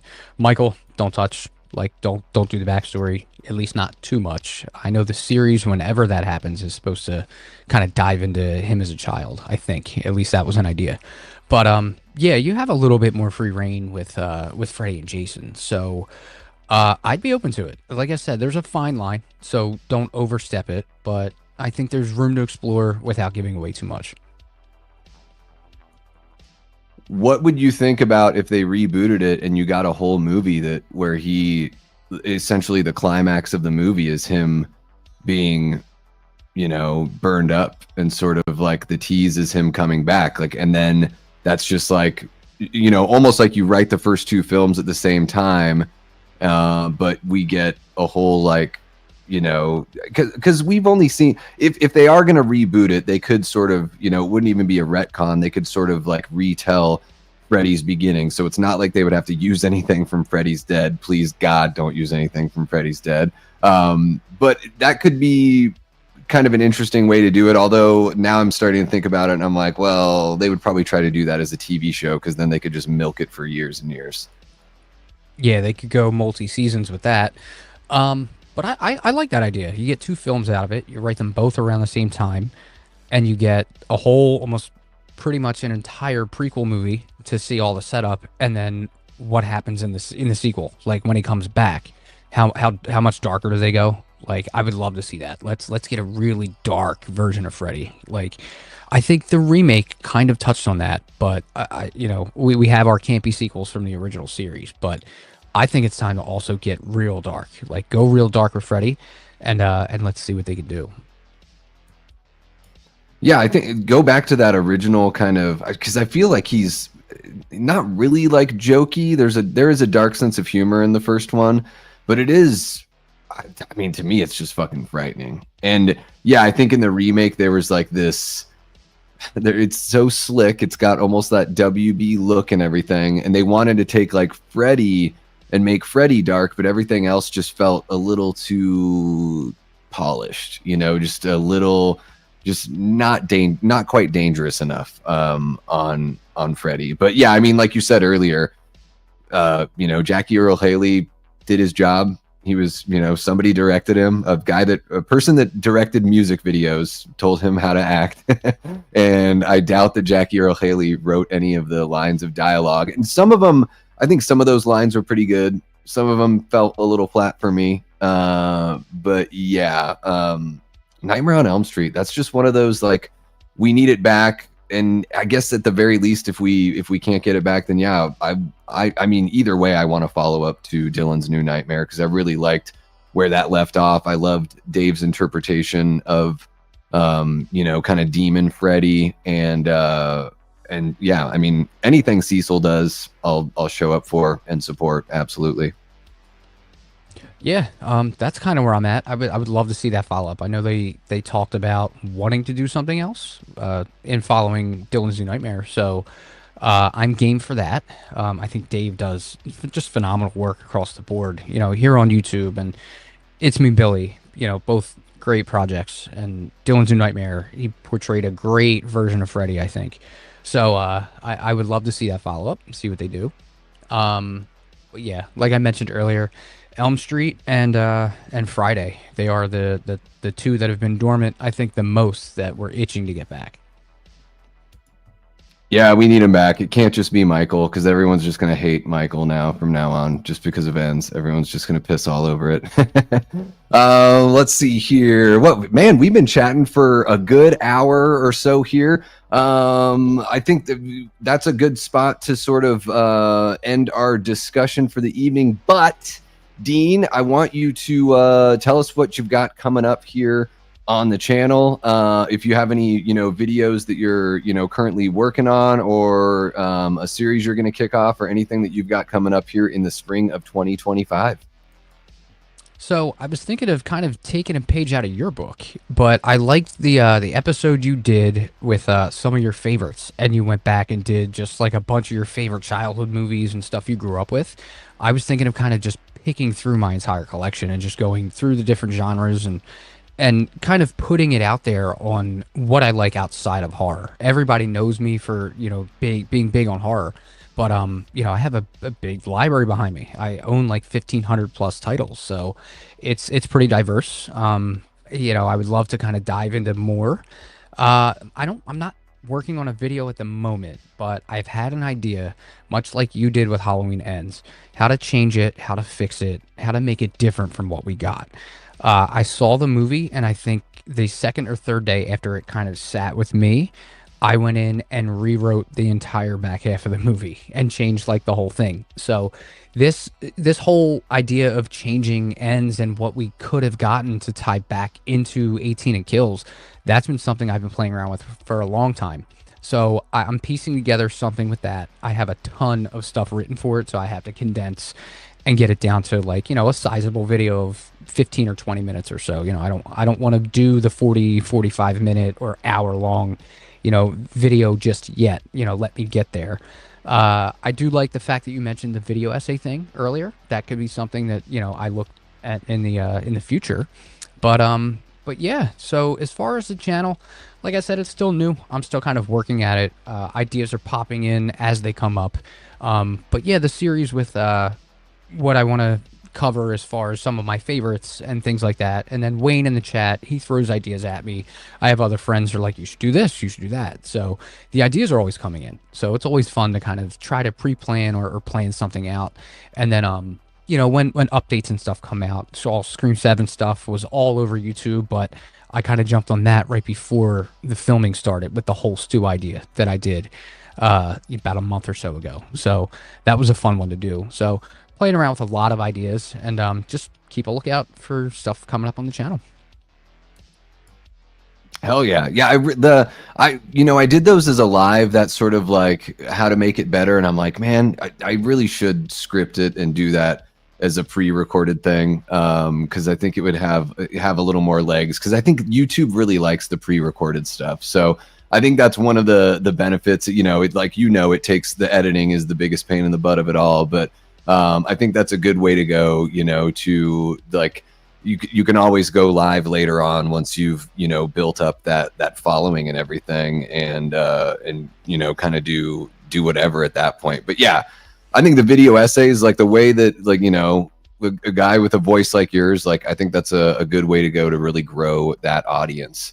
So yeah, guys, if you want to follow Dean, I encourage you to go subscribe to his YouTube channel. There is a link in the description below. So if you have not yet subscribed to Enter the CINEVAULT, then go ahead and click that link, throw Dean some love, and watch that channel grow, and throw him some ideas, because it sounds like he is open to suggestion. And yeah, I'm looking forward to it, man. Especially, like, I do like that. Like, I know that YouTube almost like punishes people for doing different stuff, but it's like, personally, I really like seeing when people step a little bit outside of their comfort zone or a little bit outside of their wheelhouse and just show a different, just a different angle on their fandom, because you can get known for one thing here on YouTube, but it's like none of us are really that simple at all. So really appreciate you jumping on here, Dean. Hope you have a great rest of your night. Looks like Jamie Hart has dropped the link there in the chat as well. So go ahead and click on over to Enter the CINEVAULT and throw Dean some love. Hope you have a great rest of your night, Dean, and we'll see you next time in the chat. All right, everybody. Holy cow. We got through the technical difficulties of the audio. You could barely even notice it there for a little bit. I know I had a couple blips where my finger slipped. My apologies. But thank you so much to Dean Renner for jumping on in to the stream here for Late Night with the Davey. Holy cow, guys. Episode 37.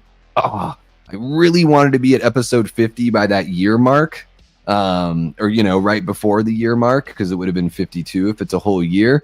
Really looking forward to chugging along and keeping the show going here. Been reaching out and, planning ahead for guests in the future. But yes, please check out Dean's channel. Encourage him to keep on going and doing his thing. Really, really love the conversation, Dean.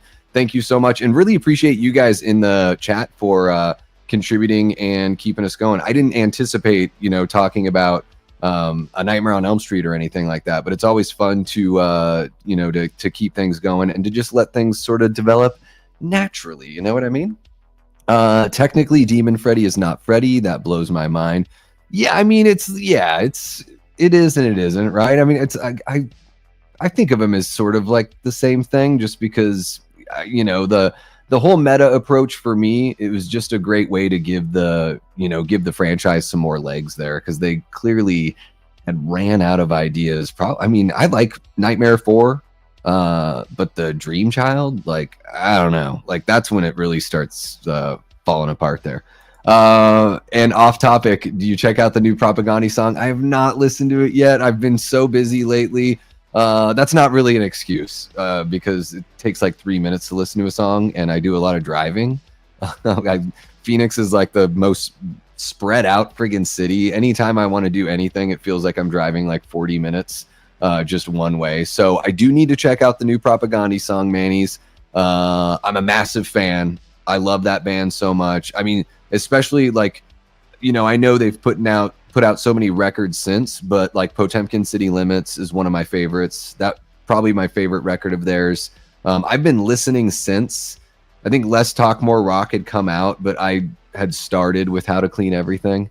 And then, I mean, Supporting Cast, I really love Supporting Cast as well. And I love like the theme and the consistency they have with their artwork and everything since Supporting Cast is kind of when they've kept that same style of art. I really love that kind of uniformity to it. And one thing that I really respect about Propaganda, and I know, for a lot of you in the chat, you might be like, what the hell is he talking about? Because it's a punk rock band from Winnipeg that I don't think many people really know. But one thing I really respect about Propaganda is they've always sort of been like politically apolitical. Like they've never really been about like, being on like one side necessarily or anything like that. It's just been a full like deconstruction and critique of just the system that we have in place as is. So there's not an endorsement of hey, these guys are the good guys and these guys are the bad guys. I've always really respected that about Propaganda. And as politics have changed throughout the years, and I think like when the pandemic hit 5 years ago, I felt like a lot of punk rock bands really showed their true colors and showed that they actually were fans of the establishment, as long as it was the establishment that they felt like they were on the side of. And mad respect to Propaganda for just always being consistent when it comes to that, and always singing about what they believe in. And I mean, I love the hell out of that band. They are friggin' rippers, and they've only gotten better and more technically proficient as the years have gone on. Like when I started listening to them, it was like pop punk. Now it's like metal and really fucking good. Let's see here. What do we got? Denise says, I really enjoyed this combo tonight. Great job, Dean. Thanks, Davey, for the great content. Thank you, Denise. Really appreciate you jumping in and hanging out with us.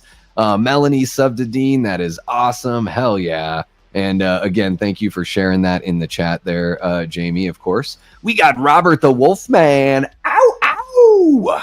One of our great Death Squad mods and channel members. And speaking of Dylan's new nightmare, Robert the Wolfman is part of that horror show crew and worked on that film. So some love out there to Robert as well. We got Tyler Adams jumping on in. What's happening, Tyler? Great to see ya. I appreciate that, Aaron. We try, it could have, I feel like without the technical difficulties, and we'll work that out. I'm sure we'll have Dean back on the channel at some point. Now that we've done Late Night with the Davey, it would be cool to have kind of like a versus topic or really dive into like one singular thing. Of course we'd jump on before and troubleshoot that, because it just makes everything flow so much easier for sure. But I thought Dean did a great job, and I had an awesome time chatting with him. Hey, who was the kid that plays Freddy's son in Dream Child? I don't think that was Freddy's son. It was just the kid that Freddy was using to like come back. But I can't remember that. I can't remember the actor's name, but he was in a whole bunch of movies. I remember seeing him a lot back in the 80s and 90s. Is he one of the kids in, is he in the original Back to the Future? The kid that Marty gets the skateboard from? I can't remember. What was my first impression of Inception? I've only seen it once. I did really enjoy it for what it was. Christopher Nolan, like, he's one of those odd things where it's like, technically, I think he's a really great filmmaker. But sometimes I'm just like not in the mood for that kind of movie, if that makes sense. It just sort of depends. Like I do like I think his Dark Knight trilogy is pretty good. I mean, I think The Dark Knight is easily the best movie there, and then Batman Begins, and then The Dark Knight Rises would be my least favorite out of that trilogy. But something about when he puts out his movies, I go, oh great, here we go, another 3-hour long Christopher Nolan movie that like is going to be like this high art thing. I'm just sort of like, and I know I sound like an idiot and a snob at the same time, which is a really interesting spot to be in. But at some point I'm just like, dude, can't you just make make a movie, just make a regular ass movie, like just like do something fun. It's kind of like, you know, with where Peter Jackson has gone in his career, you know, making these massive blockbusters. I'm just like, Peter, could you just go back and do like another movie like Dead Alive or The Frighteners? Like, wouldn't that be like really fun and like a breath of fresh air? Like not just for the audience that like loved him before he was a hit maker, but also like for the creator themselves. It just seems like it would be kind of fun, and then that way you don't sort of get, you know, pigeonholed. I'm sort of like worried that Robert Eggers is going to go down this path of just becoming like a big time Hollywood director, and then we're never going to get anything like The Witch or The Lighthouse ever again. Unfortunately, I feel like we're going down that path, because while I thought that Nosferatu was technically a good movie, it's a story I've seen a lot before, so I wasn't like, you're not really getting me with the story. And I felt like the film could have been more courageous from a creative standpoint. I felt like there were some really great performances and the costumes were awesome, but I thought visually it could have been a lot more courageous. So I think that maybe that is a little bit of like the punk rocker in me. You know, you worry that people are going to quote unquote sell out, which is, I mean, for them, it's great. I mean, like, I want all these people to find the success that they're looking for. And I know that Robert Eggers, like, to him, Nosferatu is something that was incredibly important to him as a film fan, and something he's wanted to do for a long time. So I fully know that. And, you know, not trying to talk shit, but also at the same time, it's like, I like your weird stuff, bro. Like, I like your weird shit. And I don't want you to lose your weird shit because Hollywood gets its claws into you, and then you know, from Nosferatu to a Wolfman movie, I guess. Like, I don't know. The Witch is like one of the more, I mean, The Witch and The Lighthouse are two of the most like unique kind of horror movies I've seen in, you know, pretty much my whole life. And Nosferatu and Wolfman have been like done to death. So I don't know. It's the song you need right now, of course. They are the best. Hell yeah. I'll right when I'm done with the stream here, Manny's, I will check it out. Yeah, Freddie had a daughter, but the son was that was a different person's son. Yeah. Not Alice, right? It wasn't Alice, it was another character, I think. Yeah, Dylan's New Nightmare is friggin' great. Hell yeah. Dominic says Davey, was Captain America Brave New World really bad? I can really imagine it was based on what I know. Yeah. I couldn't finish it. It's really bad. It is. I think I said the other day, that might have been in the members only chat. The dialogue is atrocious. It's like my brother and I were watching it, and I was like, this is like a porno movie without the sex scenes. Like, the dialogue's really bad. Like, every time they talk about Thunderbolt Ross, they like mention that he's the president. Like, it has to be mentioned that he's the president. So you hear that word president, he's the president. People say that a lot in the movie. People call Sam Captain America as if like they're trying to brainwash you into forgetting that there was a Captain America before. And I get it. He's Captain America now. I thought it would have been like, for the purposes of like just continuity, it would have been cool if they just called him like New Captain America. Like, that would have been kind of awesome. And then he's got like something that differentiates himself from Steve Rogers, because they're literally not the same person. And Sam doesn't even have superpowers. So that was another issue with the movie too. Like, sometimes Sam wears like the Wakandan armor, like helmet and everything, because now he has Wakandan armor. Sometimes he wears a helmet, sometimes he doesn't. And I'm like, dude, if you're just a regular human being, wouldn't you wear the helmet all the time? Like, wouldn't you want the Wakandan armor all the time? But yeah, really bad dialogue. It's a movie that I don't even think talks down to its audience. It's like a movie that doesn't trust that its audience can remember what's happening from scene to scene. So almost in every scene, it's like a recap of the exposition. It's excruciatingly painful. Really, really bad. Yeah, Prince. So I saw today.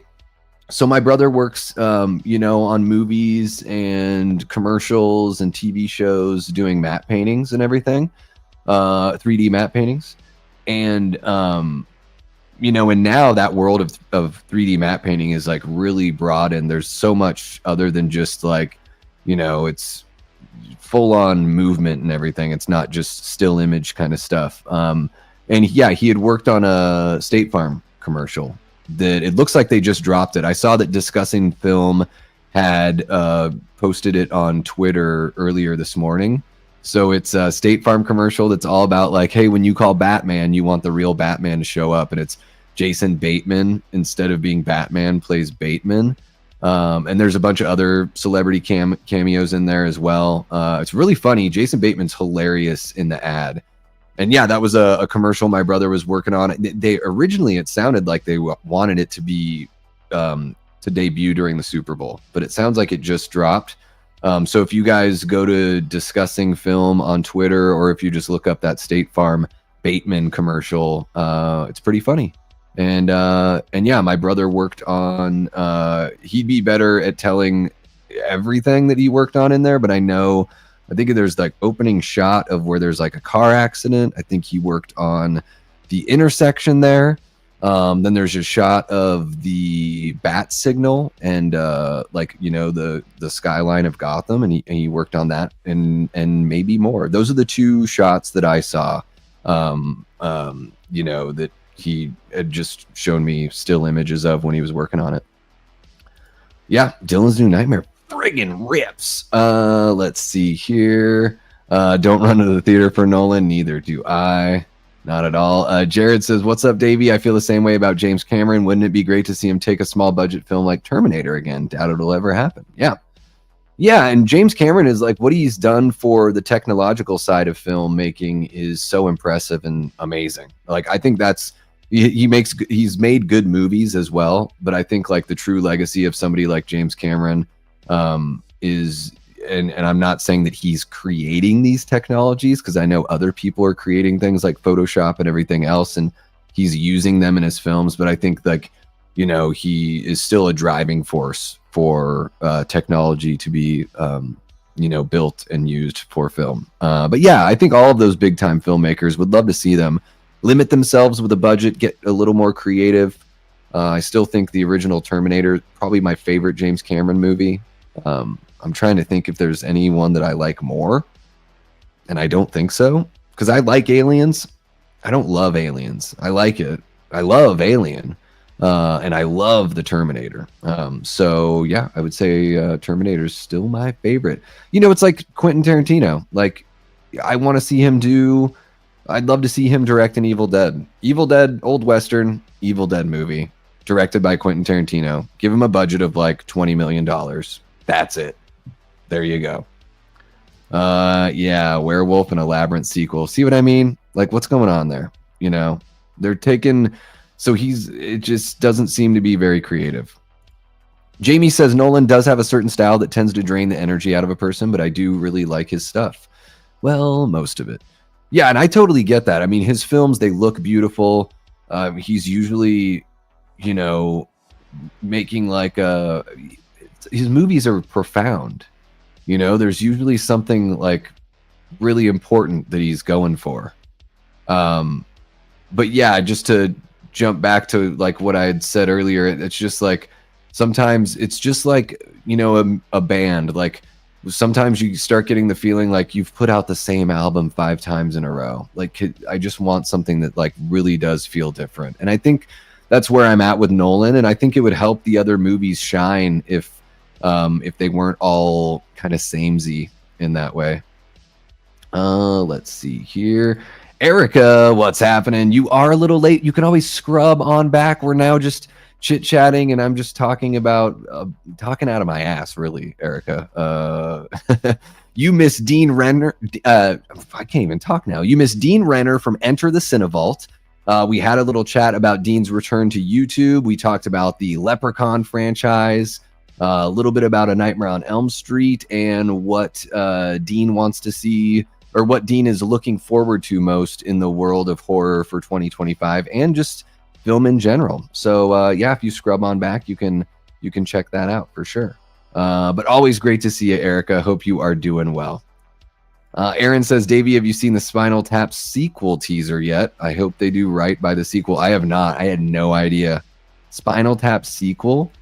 I'm going to have to check this out. I'm bringing it up on the computer so I don't forget, because I probably will if I don't release this fall. Whoa. Really? Okay. This is Spinal Tap sequel lands at Bleecker Street for September release. Okay, well, I'll have to check that out. Holy crap. Holy crap, man. It will go to 11. Don't even look at it. Don't even look at it. Thanks, Davey. You saved me the time. Politics, man. Well, are you talking about Brave New World? Yeah, and it's not even that. It's just like bad writing. Because I don't think the movie really is very political. I just think it's like poorly written. Like, and that's my whole thing too. Because I know sometimes the way that I talk, guys, you're probably like, oh, this guy is some right winger that doesn't like politics in movies, and that's not, fully true. I'm relatively conservative, I guess I would say. But to me, it's just like the writing. Like, you can write if you want to make your point, you can write it in a intelligent way that uses subtlety and nuance and gets your point across and doesn't insult anyone or talk down to anyone. And in this case, Dominic, I don't think Brave New World is really doing that. I just think it's like I don't know. It's not even written for children either, because children would be like, this is boring. Because every scene they're like, let's recap.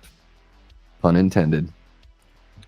Boom. Erica became a YouTube member. Welcome to membership, Erica. Thank you so much. Yeah, so Erica, just so you know, as a member now, you've got access to all those fun members only live streams that we've done in the past.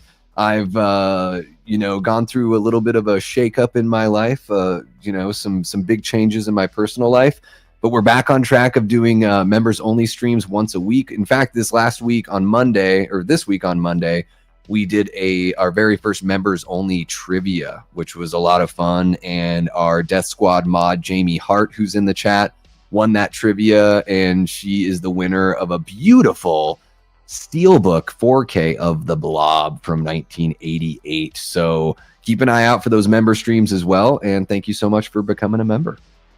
If Tilda Swinton plays the Goblin King, I can live with it. I don't mind them doing a Labyrinth movie. I think Labyrinth is awesome. It's just like I would much prefer somebody like Eggers get to do their own stuff. But if that's what he wants to do, I mean, I'm not going to speak for the guy. I'm just speaking for myself as one audience member. I really enjoy his I just enjoy the style that he brings when he tells his own stories. I know he wrote The Witch and The Lighthouse with his brother, and I'm sure they wrote The Northman together, even though I know that's based on, an old mythological tale that Hamlet was based on. But I really like that, his more original flavor than seeing him jump into properties that I already know about. Hey, no worries. I'm glad you renewed it there. And of course, I got you on the catch up. You got it. Let's see here. Brad Underwood jumping in says, hey brother, you're going to keep me entertained on my way home from work. Hope all is well with you. Hope all is well with you, Brad. Congratulations to your Eagles. I don't know if I've seen you since before, or, since they won the Super Bowl this year, but congrats, man. I was rooting for them. Even though I'm a Redskins fan, I was rooting for the Eagles because we've had enough of the Chiefs winning, and it was a lot of fun to see them beat into oblivion in the Super Bowl. So congratulations to your boys. But I hope we can get you this next year.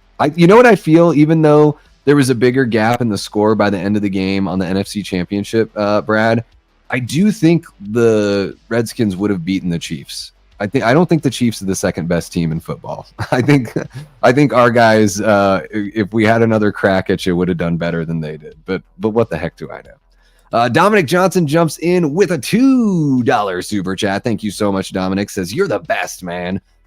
I think you're the best, Dominic. Thank you so much for the $2. Really appreciate it. The return to the super chats. I know I was gone for a little while, guys, and everyone's like, I'm not giving this guy super chats anymore, but we'll get back on track. We're getting there. We are getting there. Speaking of which, I got to give my commercial while we still have about 20 people here in the chat. Tomorrow night, everybody, live watch party.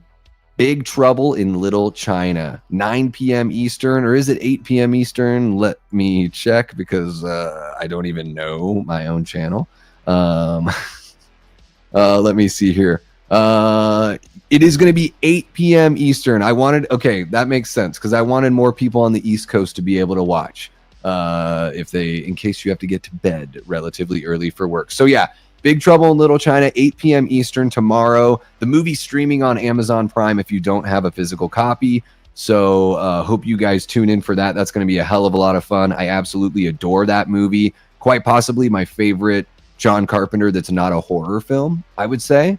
We need more wild, batshit crazy movies like Big Trouble in Little China. Like, who was the guy that made like Kung Fu Hustle? Kung Fu Hustle kind of has that vibe. And I'm not just saying that because there's martial arts involved in both. I just mean like this wild, like supernatural comedy, like, I don't know, like almost sci-fi, just like what the hell is this movie kind of genre? Like it's a little bit of all of those elements. Yeah, we need more of that. So really appreciate you, Dominic. Thank you for the $2, man. And then, guys, another thing next week on Friday the 21st, I know it doesn't have the ring to it that Friday the 13th has, but on Friday the 21st, we are going to be celebrating 40 years of Friday the 13th, Part 5, A New Beginning, which is turning 40 on the 22nd. But I know I'm going to be working that evening, so I wanted to get in a watch party with you guys. So we are going to watch, oh my gosh, the movie with the least amount of blood and most amount of boobs in the entire Friday the 13th franchise. I know for a lot of people, it's sort of like the sleeper hit of the franchise, or it's like the hot take favorite of the franchise. For me, it's kind of in the middle right there, mostly because of the way the MPAA cut a lot of the gore. But I think that like if we got the gore that is kind of teased in that movie, it would climb way up for me because that one has a lot of kills in it and a lot of memorable characters. Our guy Ron Sloan playing Junior, love Ron Sloan. You can actually, I interviewed Ron talking about his acting career and of course Friday the 13th Part 5.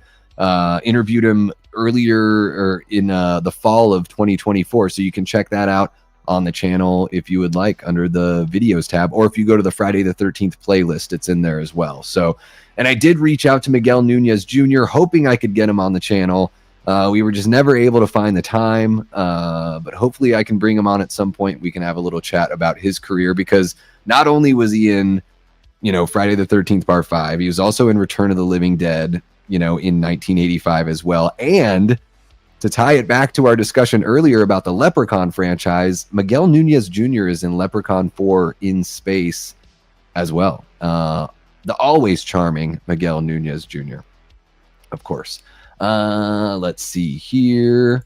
Yeah, if you become a member, just 99 cents a month, you can hop in on that members only trivia. We'll probably do that once a month, Melanie. Just if you're interested in that. Maybe I could see hosting like a trivia night here on the main channel. The thing is I farmed my own questions. So like I went on IMDb and searched movies and then cross-referenced. So it was kind of a lot of time, which is why I made it a members only thing, just because it took a little bit to do. But if I could get like an actual trivia game, like order just like a trivia game where I don't have to think of my own questions, that could be pretty fun. And we could do a trivia night, that's just open for anyone to jump in. Melanie asks, Davey, what are your thoughts on the new Frankenstein movie coming this year? Yeah, we're getting a couple, aren't we? Because we're getting Guillermo del Toro's doing a Frankenstein movie, right? Is that the one you're talking about? And then Maggie Gyllenhaal's directing a Bride of Frankenstein movie, right? So I don't know. I think that for Guillermo to take on Frankenstein seems to be, kind of right up his alley. And hopefully it's got that sort of weird, surreal, off-kilter kind of feel and look that a lot of his movies have. I mean, The Way of Water was sort of like, I think that's the movie he made because he wanted to do a Creature from the Black Lagoon movie and couldn't get the studio to see eye to eye with him. So he was just like, well, I'll make my own like water monster movie.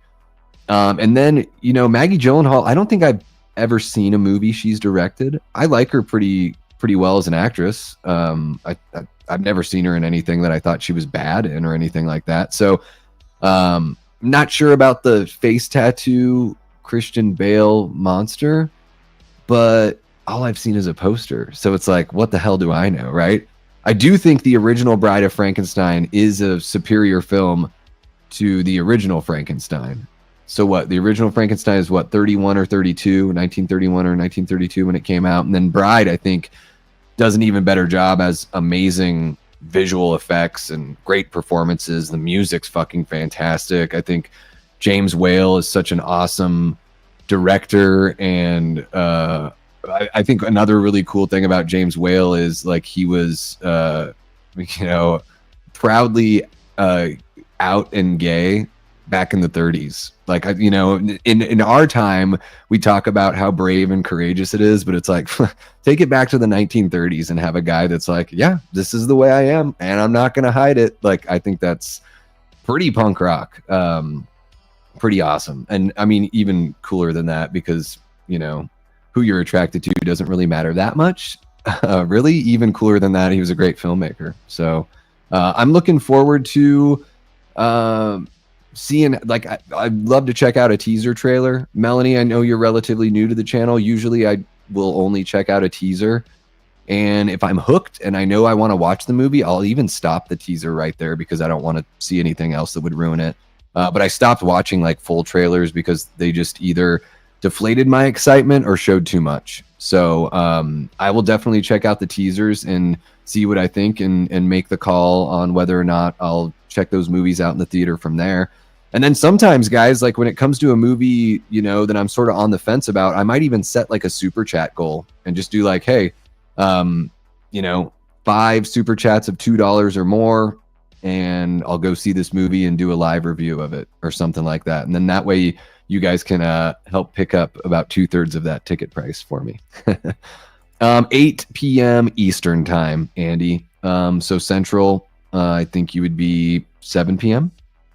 Yeah, Big Trouble in Little China is amazing. I'm so far behind on the chat. Yeah, Brett, it's going to be a blast, man.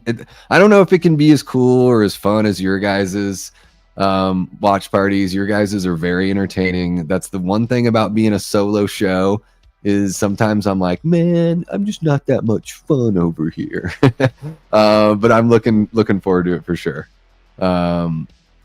The Halloween 3 of the series. Oh, which one are we talking about? Which movie? I have to go back 20 minutes into the chat. The Halloween 3 of the series. Oh, Friday the 13th part 5. It is the outlier for sure. Guillermo del Toro. Yeah, I think he'll do a great job. And hopefully, you know, it's been a while since we've gotten like a tried and true Frankenstein movie. I think the last one that they, like, you know, I know Frankenstein's monsters showed up in other movies like not League of Extraordinary Gentlemen, I, Frankenstein, and there was some other one. Is he in Van Helsing? I think he was in Van Helsing. But I think the last time they did like a serious interpretation was Mary Shelley's Frankenstein that Kenneth Branagh did. So yeah, I'm looking forward to seeing what Guillermo will do here. Yeah, I thought that one was pretty all right for sure. Have I ever seen with Dirk Benedict? No, don't even know what that is. What's happening, the Oct? Only 233 days until Halloween. Hell yeah. Can always count on the Oct jumping in and letting us know how far away we are. I love seeing that number just tick on down. And what, guys, in April, we have halfway to Halloween, so we'll have to do a little Halloween celebration at that point for sure.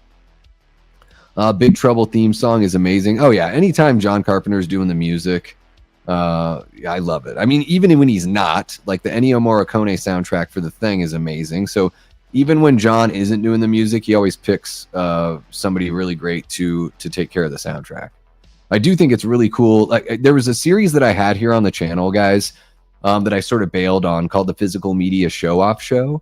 and for the most part, I was showing off vinyl that I had, and I showed off the vinyl for Halloween 2018, Halloween Kills, and Halloween Ends.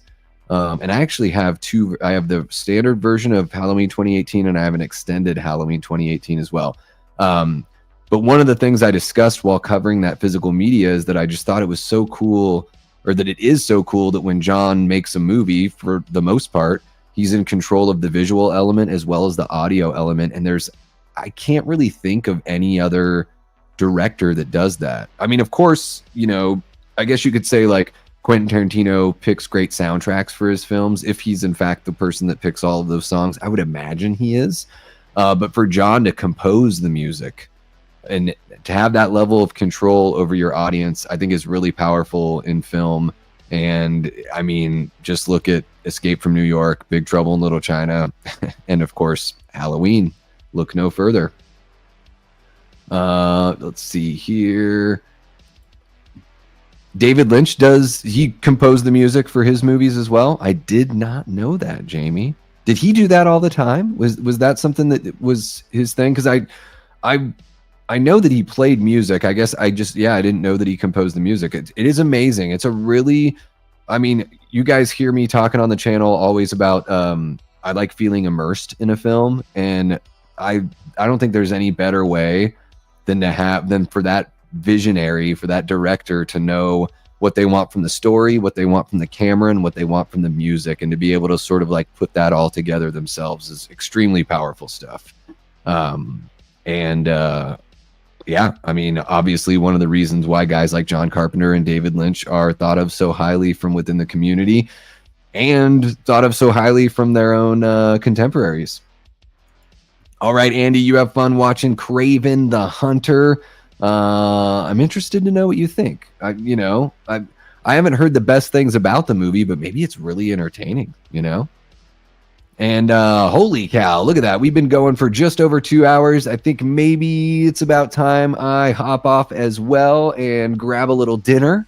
It's been a while, guys. I've been, as part of like everything that's been going on in my life, I've actually been exercising for the last few weeks. I have missed like maybe 4 or 5 days in the last like few weeks or something like that. So yeah, before the show tonight, I was like, all right, I got to get my workout in. Got to hop in the shower, set everything up, get going on the stream. So now at this point that I'm about like 4 hours away from all of that starting, I'm like, oh man, I am hungry. Not all of the time, but he composed a lot of music and collaborated. Okay. All right. That's really powerful stuff. No wonder people love him. Badalamenti. I'll have to look that. Clearly, guys, I am totally ignorant about David Lynch, and there's really no excuse. It's like being ignorant about Orson Welles. You just shouldn't be a film fan and not know anything about some of the heavy hitters. So I've seen, I think, a couple David Lynch films, but I need to watch Twin Peaks. Gotta do it. Danny Boyle directed Frankenstein play with Benedict Cumberbatch and Johnny Lee Miller, switching the role of Frank and the monster. Oh, okay. Seen the version with Benedict as the monster. It's amazing. Okay, I had no idea he directed a play. That's amazing. That's got to be kind of a fun thing to do as a filmmaker, right? I'm hungry too and have leftover taco pizza. I might make myself a pizza. I've got one of those Paul Newman's own pizzas in the freezer that I might cook up.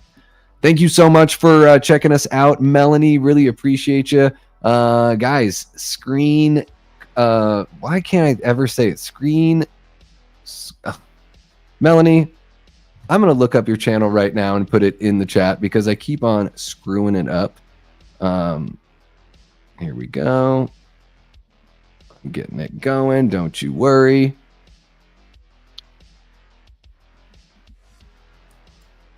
Or you could just tell me what it is, Melanie, and I can post it in the chat there. I feel terrible.